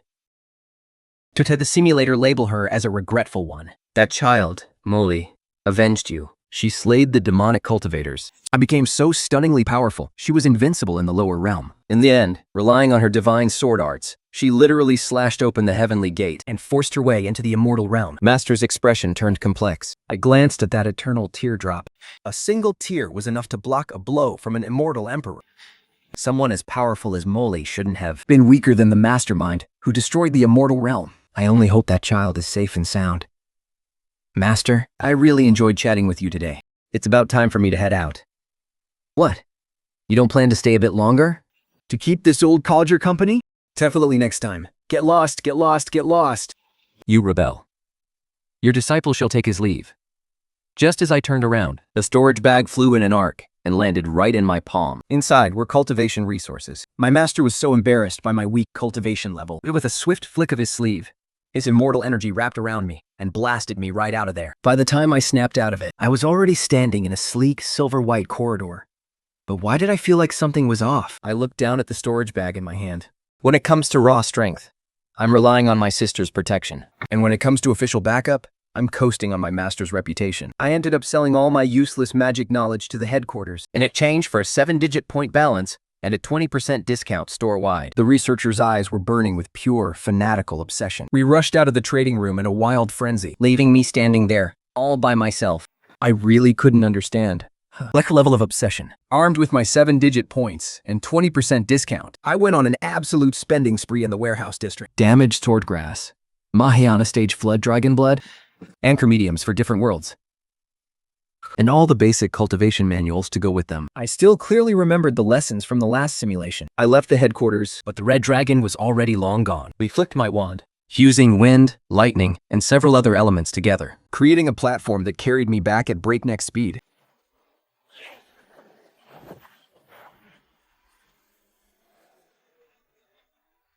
In a single thought, my shadow had already swept past the capital, heading straight for Yuan Sen. Flying at high speed, I pulled out my phone. The Paranormal Hub app sent a notification. A maximum threat level, ultra-large realm rift warning. I stared at the screen, lost in thought. But with my master, a literal true immortal, guarding this place. Even if the sky falls, the tall ones will take the hit first. I looked away and continued flying toward the Yushan family estate, deep in the void of chaos. Sumoli stood upon the river of time, sweeping the shattered fragments of the cultivation world toward Earth. A world without her brother held absolutely no reason to exist. The only thing she remembered was the moment she severed the immortal realm, connecting the heavenly Tao, locking down its core laws, and slowly dispersing them into Earth, trying to forge this world into a second paradise. By then, perhaps he could finally grip that blood-burning wooden sword with his own jade-pale hands and forge his way upstream, back through the long river of time. He would pinpoint a massive whirl and shatter it with a single strike. World after world crumbled beneath his blade, sending countless souls hurtling down toward Earth, turning into all kinds of mystical pocket worlds. In his heart and mind, there was only one single driving thought: to return to his brother's side once more. But suddenly, he froze in his tracks. At the far end of the river of time, a massive, magnificent figure had also emerged. It was a girl with silver gray hair and Shumuli's eyes. She was the supreme manifestation of countless universal laws, the very incarnation of the genesis of all things. Yet she also represented the finality, where all returns to void. He had never, in his wildest dreams, expected that in a place like this, he would cross paths with a supreme being of her caliber. The radiant witch walked with her wand, gently tapping against the turbulent currents of chaos. With every tap, magic world after magic world willingly shattered, their inhabitants either migrating into her wand's dimension or merging into Earth, along with the broken shards. Zumai tightened his grip on his sword hilt. Who on earth are you? He couldn't stand the thought of another supreme being casting her eyes upon the Earth where his brother resided. I'm looking for someone. I want so much to be with him. Her calm voice held no emotion. It had carried a burning passion that was desperately suppressed. Sumo froze in shock. Could it be that you're also? In that split second, both of them realized that they were driven by the exact same motive, doing the exact same thing. On guard, Sumali asked. Who is it you are waiting for? My mentor. My salvation. My son. 是我们来反理安置的。 The person she was waiting for wasn't the same person he was waiting for. It was just a colossal coincidence that the people these two supreme beings were waiting for just happened to both be on that very same Earth. Zumai let them regard. Dropping a word of advice before she left. If it's too difficult for your real body to descend, you can always project your consciousness to stay by his side first. So, Why don't you do it? Krisha asked quietly. Sumoli fell silent for a moment. In the end, she said nothing. She simply turned and walked away, all by herself. She always believed she was the one who had harmed her brother. The witch watched her retreating figure, with only one desire in her heart: to project this fragment of her consciousness and return to her mentor's side. Meanwhile, I had moved to a new place, a lush, vibrant green courtyard, complete with trellises and a quiet pond, with stone pathways winding through blooming flowers. With a flick of my finger, I drove the swordgrass deep back into the soil and watered it with flubdragon and red dragon blood. Under the blazing midday sun, the ground began to steam with a faint crimson glow. The first step was complete. Now all that was left was to wait for it to break through the soil. Using my mental power to lift the furniture, I began arranging my new home. I placed the magic wand and the candy jar inside a spacious display cabinet. My little sister's candy jar took the first shelf. Krisha's magic wand took the second shelf. With these two items added, the cold, empty cabinet suddenly felt warm. A new life was beginning, and I decided to give myself a long vacation. I took my time to fully integrate all my magical gains, and with the tenfold boost from the tears of eternity, raking through cultivation realms became as easy as breathing, since I wasn't forging any weapons. And this wood was too hard to be forged into a flying sword. I simply did some light trimming based on its original shape. It looked like a sword, yet wasn't quite a sword. Like a magic wand, yet not quite a wand. Slender and long, just like a staff. Surprisingly, my cultivation mana and magical mental power blended harmoniously together. I immersed myself deep in cultivation. Occasionally, I'd go out to enjoy good food or casually adjust my cultivation. But whenever Zhang Yagoa spoke to me, he would always show a touch of respect without realizing it. Even though I told him repeatedly there was no need, the sense of distance between us made it crystal clear. The brother John of the past was never coming back. Feeling a bit lonely, I turned my head to look at the jar of candy and the magic wand sitting in the display cabinet. Before my eyes, the familiar shadows of my sister and the witch began to surface. The first time, the witch and Shumali stayed together day and night, inseparable. The second time, I was the one who accompanied Krisha. Now, I live all by myself in this ridiculously massive courtyard. A sudden wave of loneliness quietly creeps into my heart. I shake my head to clear my thoughts. The homepage of Greyfen Home reports that Earth has expanded once more. The void shards are literally shattered fragments of alternative worlds. Every few days, The Earth changes its appearance. Its surface area is expanding at a wild, runaway speed. The convergence of 10,000 realms is slowly becoming a reality. If this fusion keeps going, perhaps one day I'll actually get to see Molly and Krisha with my own eyes again. I'm planning to make a hot pot of beef and mutton today. So, I walk across the courtyard filled with dragon blood grass, pushing open the gate to head out. My toes step onto the dry, fallen leaves, making a crisp, lonely crunching sound. Carrying my shopping bags, I head back home, when my footsteps suddenly freeze. A figure is standing silently at the entrance of the courtyard, waiting for me like an obedient child. I'm back. Mentor, welcome home. Krisha. Mentor. This reunion comes completely out of the blue. Yet it feels so natural. I freeze for only a fraction of a second, before my eyes soften. I reach my hand out to the witch. We first met in the autumn of the simulated world, and now we meet again in the autumn of the real world. It feels as if fate is whispering a quiet echo from deep within. The witch, who stood as still as a doll, shivers slightly. She takes step after step toward me, her pace growing faster and faster until she breaks into a full run. And then she throws herself headfirst right into my arms. The witch clings to me tightly, using a strength I never knew she had. Her tears soak the fabric on my chest. Mentor, I finally see you again. I'm sorry, Krisha. I kept you waiting. I gently stroke the witch's silver gray hair, caressing it gently over and over. Once we step inside the courtyard gate, Krisha's emotions gradually begin to settle. the pool of clear water condenses in the palm of my hand, gently wiping the tears from her face. Her days of wandering alone are finally over. From now on, all you have to do is obey my commands. Master, could you please... Once more. Once more? For me? Put it back on? She gently places the shimmering sea blue necklace back into my palm. It took me decades to free her from these chains. Yet now, she chooses to put them back on herself. Except this time, the chains are called eternal love, carrying a weight heavier than anything else in this world. An eternal bond that the witch willingly binds herself with. She never wants, and is never willing to be parted from the sun in her heart again. Trisa, why did you take it off? When I was cleaning up some trash for you? I was afraid of getting it dirty. Trash?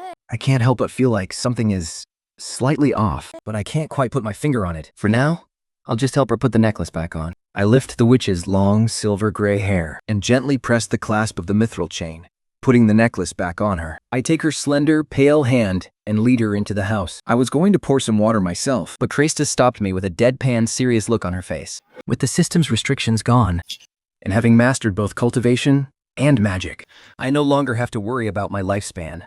Thanks, Krisa. Trisa, please sit. Yes, Master. How did you find your way here? I saw your silhouette. Heard your voice and felt your presence. So, I came to find you. You've worked hard, Krisa. It wasn't hard at all. As long as I can see you, as long as we can be reunited, nothing else matters. Nothing is worth it. Nothing else is important. Nobody happens just a time. You are my one and only, my truly special. Only one. Trisa, tell me all about it. So, what exactly happened after I died? It all started after you left us. Krisha tells the story of what happened after my death in a completely flat, emotionless voice. From finding the manuscripts to tearing down the Church of the Gods, shattering their beliefs, and then storming the heavenly realm. When I heard that she had personally crushed the creation ceremony of the magical world, I fell completely silent. My face was a picture of absolute disbelief. I couldn't believe I had actually been used as a sacrificial offering, marching into the chaos, proceeding against a myriad of worlds, and facing off against all the gods of the heavens. Listening to her story, I realized Krisha had become terrifyingly, mind-bogglingly powerful. Looking at the calm, innocent face in front of me, I couldn't possibly link her to the terrifying Supreme Witch. she's ridiculously strong, powerfully mind-blowing. That was the only lingering impression in my mind. Being safe and sound is better than anything, I murmured, gently stroking the young witch's head. My voice was thick with heartache. Honestly, I didn't care how strong she had become. What truly broke my heart was how terrifyingly dangerous her journey must have been. Even if time could turn back, and even if I knew she would become the supreme deity, I would never have let her go and fight like that. Compared to so-called power, the only thing I ever cared about was her life. That was the one thing I cared about, down to my very bones. I gently curled my index finger and tapped her smooth forehead. With a stern face, I scolded her.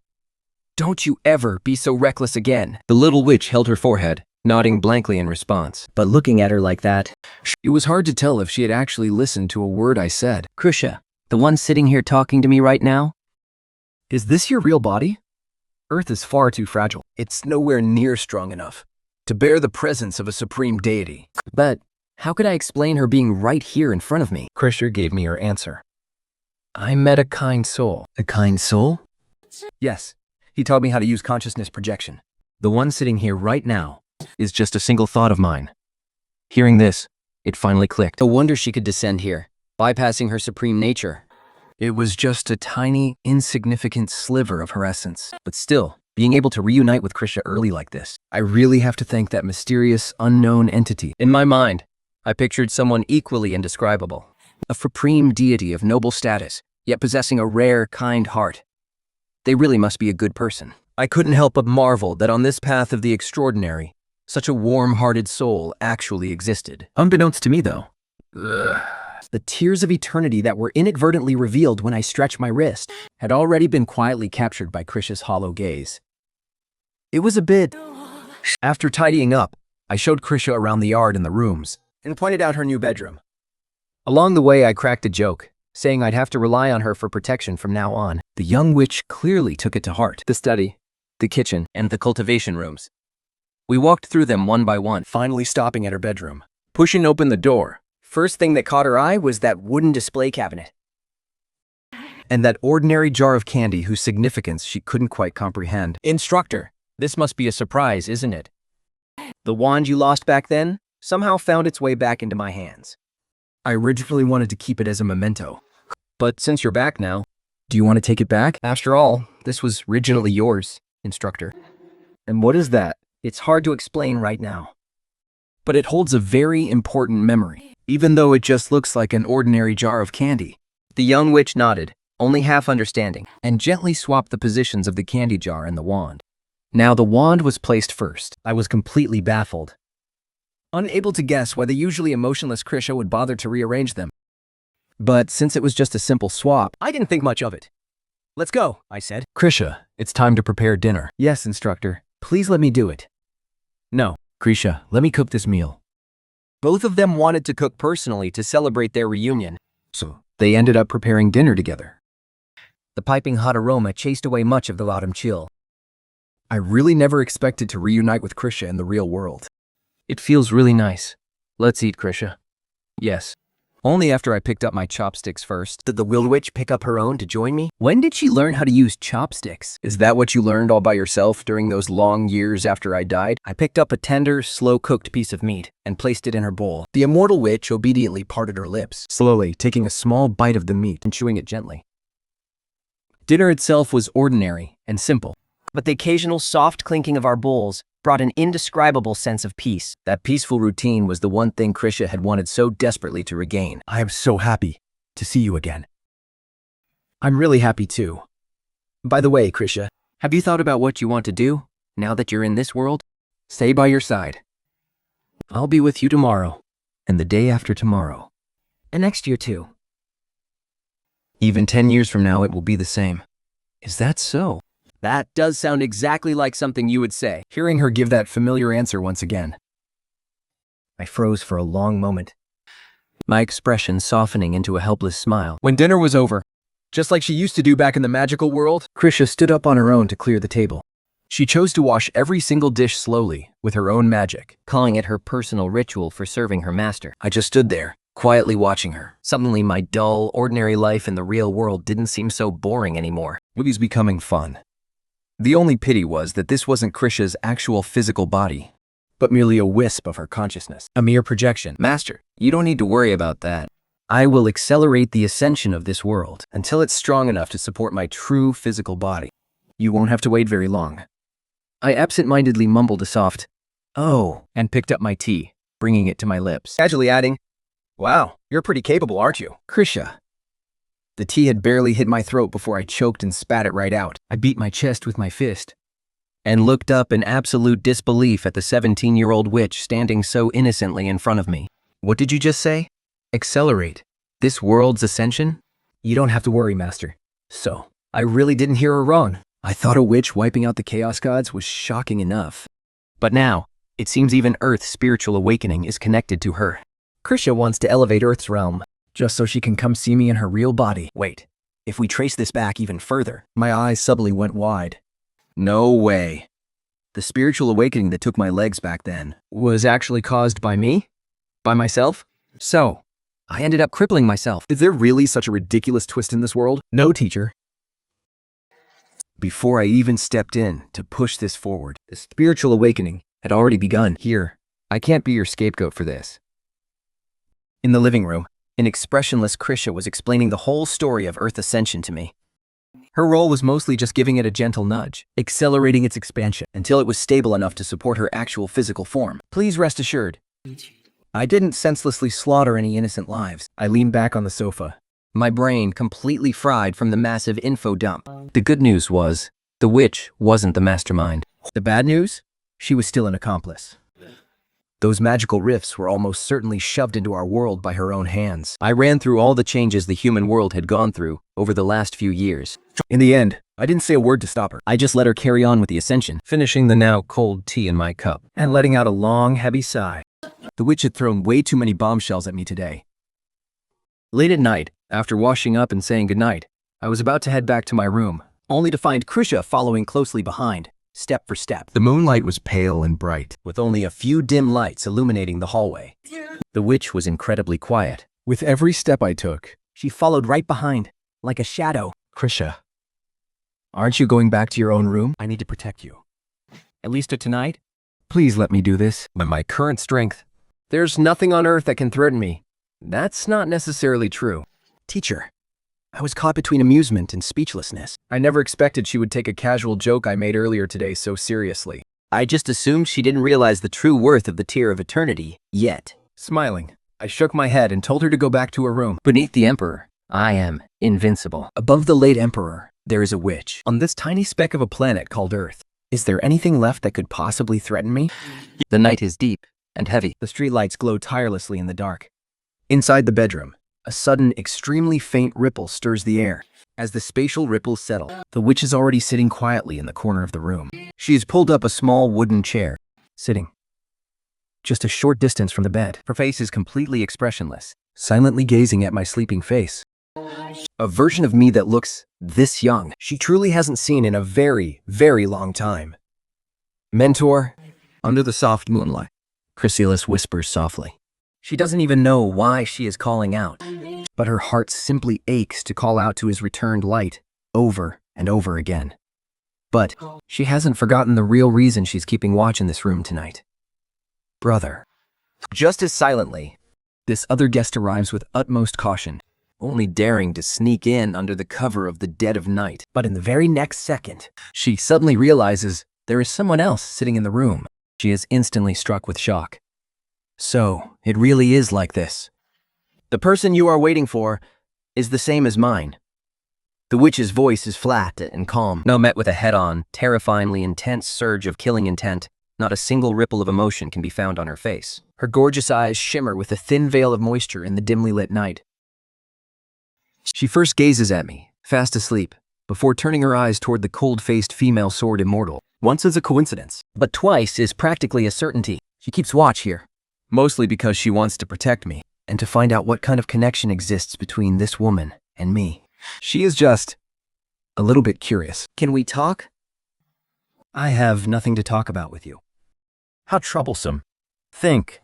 Then, let us fight. With a single strike of her sword, she tears open the space, both of that instantly plunge into the rift of space and time, porting deep into the starry sea, to wage a fierce battle. The galaxies twist as universal laws crumble. The Milky Way is brutally severed in half. Chrysalis plants her wand down with a heavy thought. All creation blooms, only to wither back into the void. A devastating force of annihilation strikes directly at the very concept of Humali's existence, seeking to erase him from the very fabric of reality. But Shumali simply swipes his index finger, severing the light and shadow of time and space. The laws of physics warp and shatter. Billions of stars explode into cosmic dust. Yet in the next breath, the shattered galaxy is restored by their combined forces. Though this is not Earth, it still belongs to the same universe.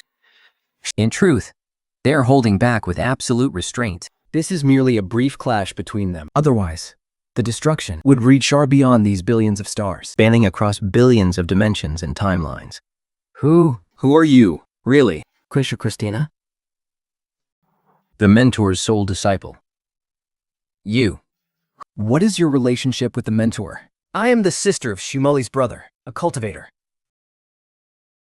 The supreme god who handed over the magic book? And a mentor at the peak of the sanctuary realm. How could he have a sister who is a supreme of the immortal path? How could such a thing be true? The two eternal supremes widened their eyes slightly.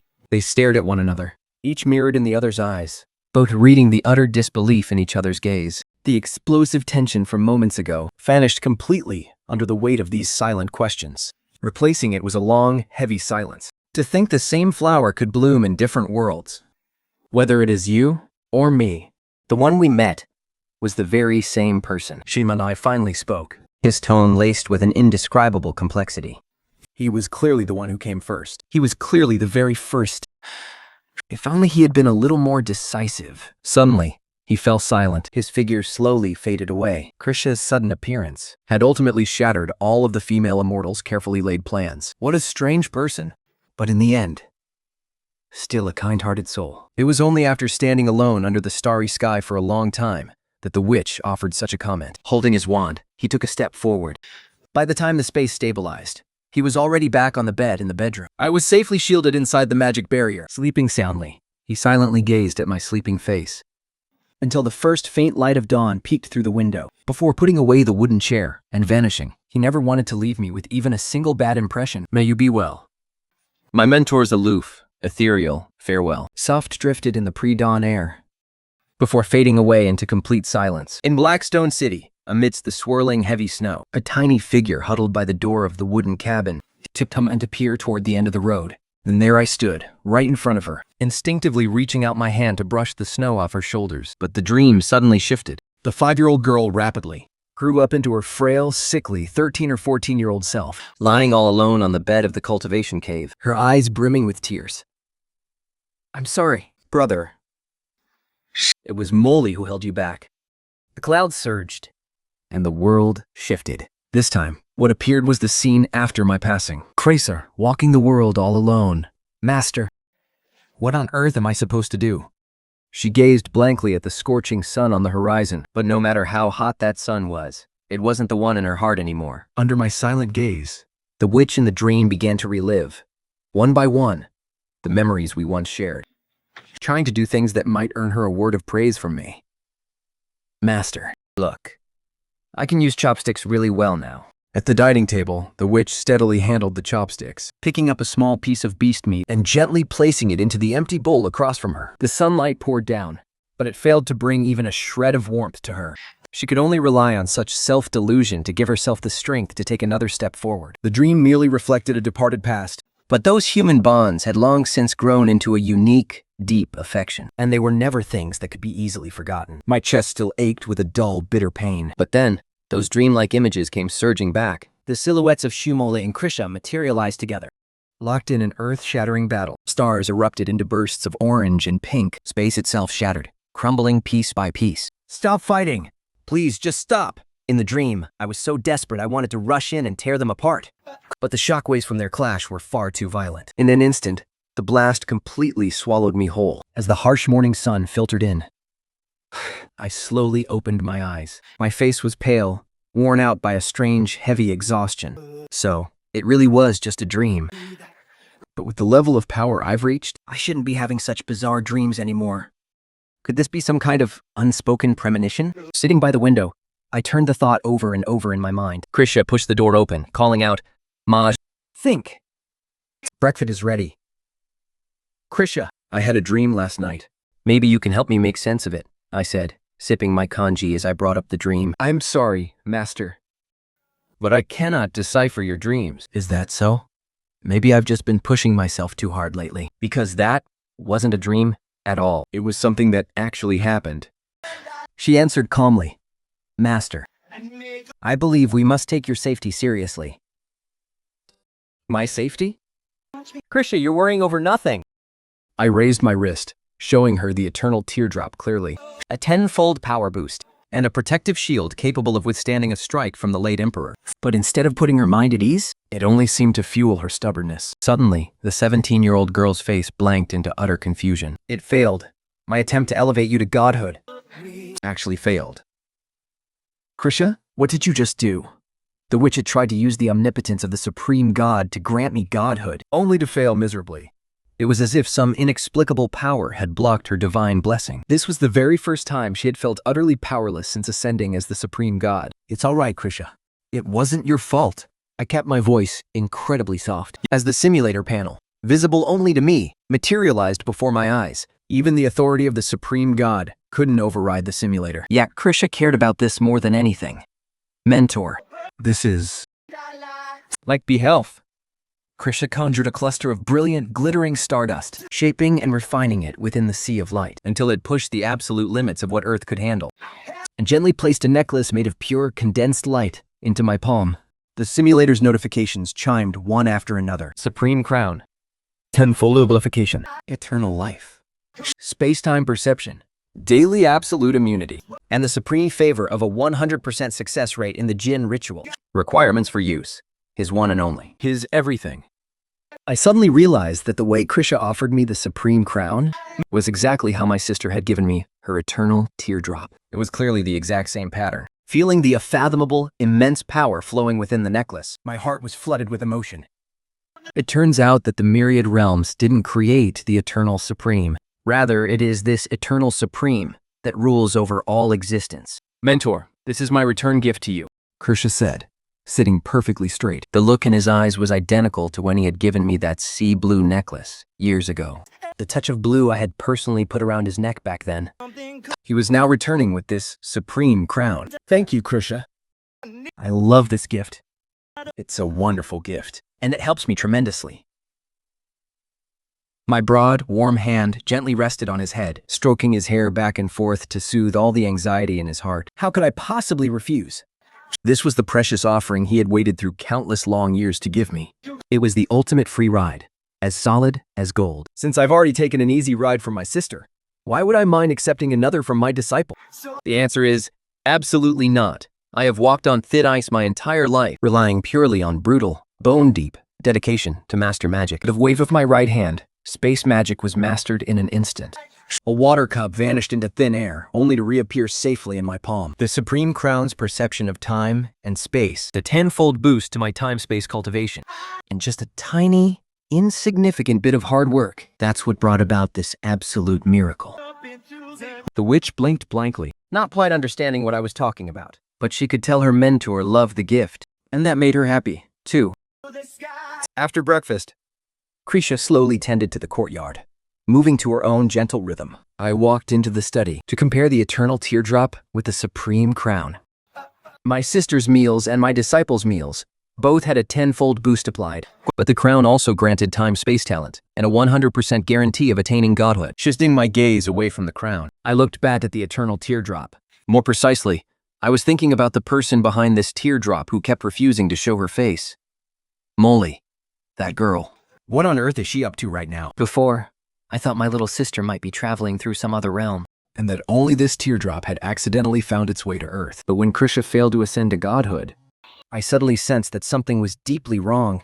Shortly after I got the teardrop, I felt some kind of presence sweep over me. I checked again and again, but ultimately brushed it off as an illusion. looking back now, What was blocked back then wasn't ascension to godhood, but becoming an immortal. Molly, that girl has probably been by my side this entire time, and I was completely oblivious. I thought back to that bizarre dream from last night. Whether fighting or talking, the only way Molly and Krisha would ever cross paths is because of me. Right, Molly has been watching me all along with everyone around me, and everything that happens. It all makes sense now. But why? Why does that girl refuse to show herself and meet me? I spent 18 years with Molly, day in and day out. In the second simulation, we spent 79 years together. I spent 73 years by Krisha's side. If we're strictly counting the years, The time I spent with the witch far outweighs the time with my sister. And if we subtract the days Molly like unconscious in her hospital bed, the actual time we spent together as siblings is pitifully short. But feelings, they can never be measured against each other like that. Some memories get polished by the endless years, shining brighter with each passing day, while others are frozen into eternity, captured in a sudden, fleeting moment of loss. And then, there is Molly, the little sister I watched grow up, the one I protected since she was small. She holds a place deep in my heart, a corner that absolutely no one can ever take away. She was such a clumsy, stubborn girl. Even when she was shivering from the freezing cold, she'd still insist on waiting at the door, just to see me come home. And even though she was just a tiny thing herself, She'd struggle to hold up an umbrella to keep the rain off me, completely ignoring how she was freezing to death. all she ever worried about Was whether she was being a burden to me. She was so foolish, so terribly silly. It just broke my heart. But in that harsh cultivation world, Shumini was the only one who huddled close to me, keeping me warm through those bone-chilling winters. Every little scattered piece of our past has long since forged a bond that absolutely no one can replace. it's so precious.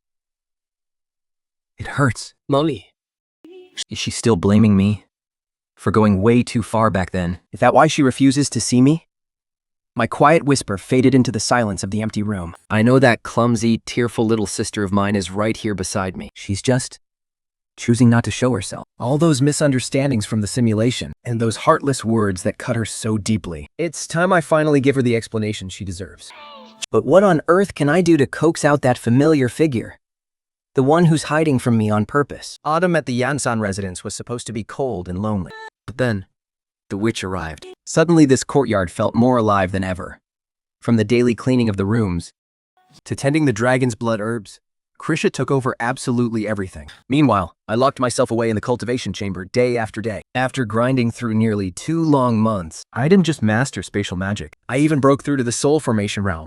On the day of my breakthrough, the tribulation lightning that came crashing down was instantly shattered by a single, distant glance from the witch. In the blink of an eye, the sky cleared up and the storm clouds scattered, as if they were running for their lives. Stepping out of the cultivation chamber and heading back to my bedroom, I noticed the crown in the display cabinet had been placed back on the very first shelf.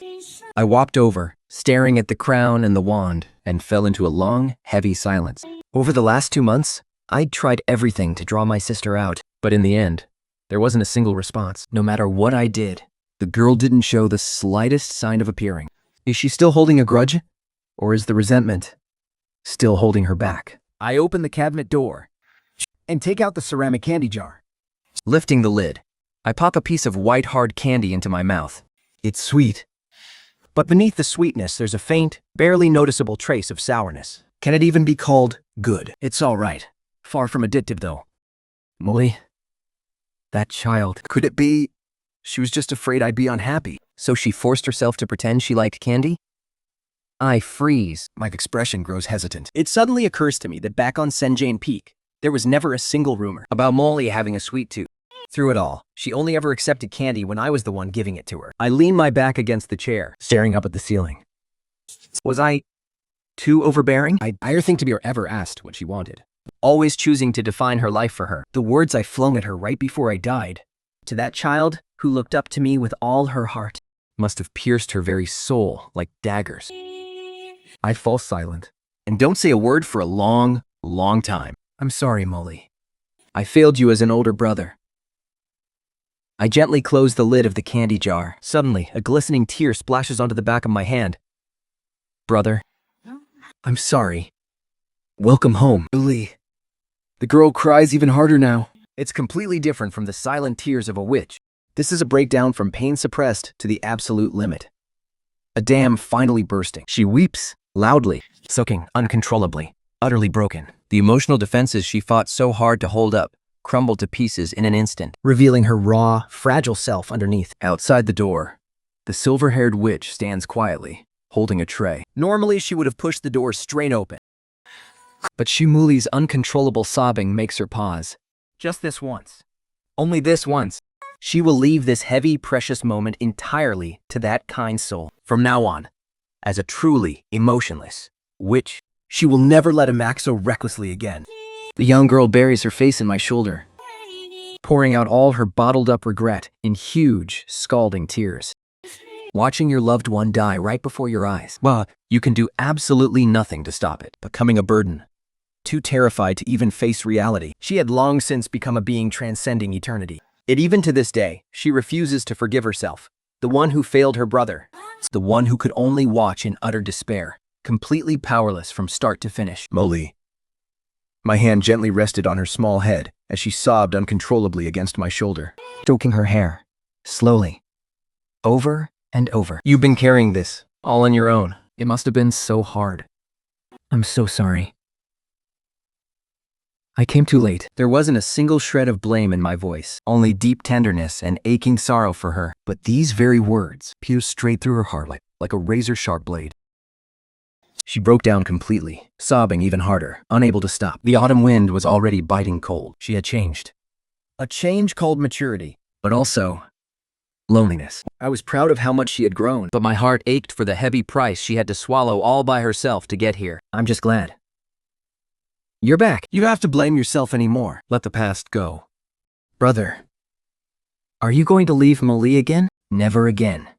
It wasn't an empty promise. It was the absolute, honest truth from the bottom of my heart. The girl's tears finally began to slow. Yet she still clung tightly to my neck. That heavy, suffocating feeling I had when waking up on those past few mornings. It felt exactly like this. So there was never any sleep paralysis. It was just my little sister sneakily climbing onto me in the middle of the night. I couldn't help but chuckle. Part of me was amused that the mystery of my sleepless nights was finally solved, and the other part was just fond of her adorable, stubborn antics that always left me utterly helpless. Gently taking her hand, I guided her to sit on the other side of the wooden table. Bit by bit, I carefully wiped away the messy tear stains from her face. Look at you. So beautiful. Thank you. Brother, Molly. Here, have a piece of candy. She obediently took it and popped it into her mouth. The love hidden inside these candies will never expire again. And the person who gave those candies their meaning is sitting right beside him, gazing at him with absolute tenderness. After eating the candy, Molly gave me a gentle smile. But as she smiled, 2 streams of silent tears spilled over, completely out of her control. I'm glad you like them. There's still plenty of candy left. We can take our time and eat them together. I reached out, wanting to pat her head, but halfway there, my hand froze. I suddenly realized my little sister is all grown up now. Maybe she doesn't like being babbied like a child anymore. Just as I was about to pull my hand back, Millie gently grabbed my wrist. She bowed her head, guiding my palm right onto her hair. Brother, do you still remember? When we were kids, I used to complain to you, saying that if you kept patting my head, I'd never grow tall. I do remember that. So, do you still? Molly is already grown up now. I don't need to grow any taller. At that very moment, in the kitchen, the witch used her temporal magic to freeze the pastries in time, Staring calmly at the bedroom door. waiting for the perfect moment to serve them to her mentor. Molly, tell your brother. What happened to you after that great battle at the Heavenly Sword Sect? What did you go through? Molly nodded gently and began to recount her journey after that fateful battle. Before even reaching the immortal realm, she had already swung her sword to cleave open the heavenly gate and force her way in. And once she set foot on the immortal path and attained the rank of a true immortal, she could actually retreat calmly, even when facing the immortal emperor himself. She didn't lose an inch of ground. Is my little sister really this insanely strong? While I sat there, trying to look composed, my mind was completely blown. Quitz's god tier, unmatched battle record, to think someone could actually rival it. And that person was the little sister I had taken in, escaping unscathed from the immortal emperor right after achieving immortality, and without suffering even the slightest loss. Could something like this actually be true? Silently, I opened the candy jar. I popped another one into my mouth just to calm my racing heart, but her story was far from over. That celestial pill Master picked up? You were the one who secretly sent it, weren't you? The celestial realm being torn apart was also entirely your doing, just to force Earth's spiritual awakening. From the very beginning, there was never any mysterious mastermind. That mastermind was you all along. You even cut down the immortal emperor with your own hands? The good news is, Master successfully ascended and became an immortal, all because my little sister secretly slipped him a celestial pill. Thinking, the bad news? Before Master could even catch a glimpse of his new life in the immortal realm, that entire realm was completely obliterated by that very same sister. And I'm truly worried about is another matter. When you went back to those lower realms, you didn't end up hurting too many innocent lives, did you?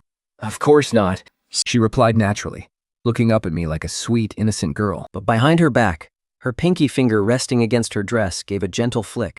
Suddenly, all those innocent souls who had tragically perished were instantly snatched back from the river of time and brought back to life by her. As for those sin-ridden demonic cultivators and savage beasts, They were condemned to rot in the depths of the abyss forever.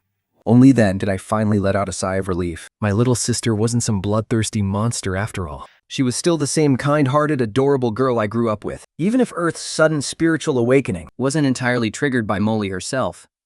she was definitely the one pulling all the strings behind it. To be completely honest, the wild clashes and chaotic boundaries between the worlds of cultivation and magic were rained down upon Earth, wave after wave, entirely because of me. Without even realizing it, I had somehow become one of the masterminds, pulling the strings. I led Molly out of the bedroom, hoping to introduce my sister to the witch.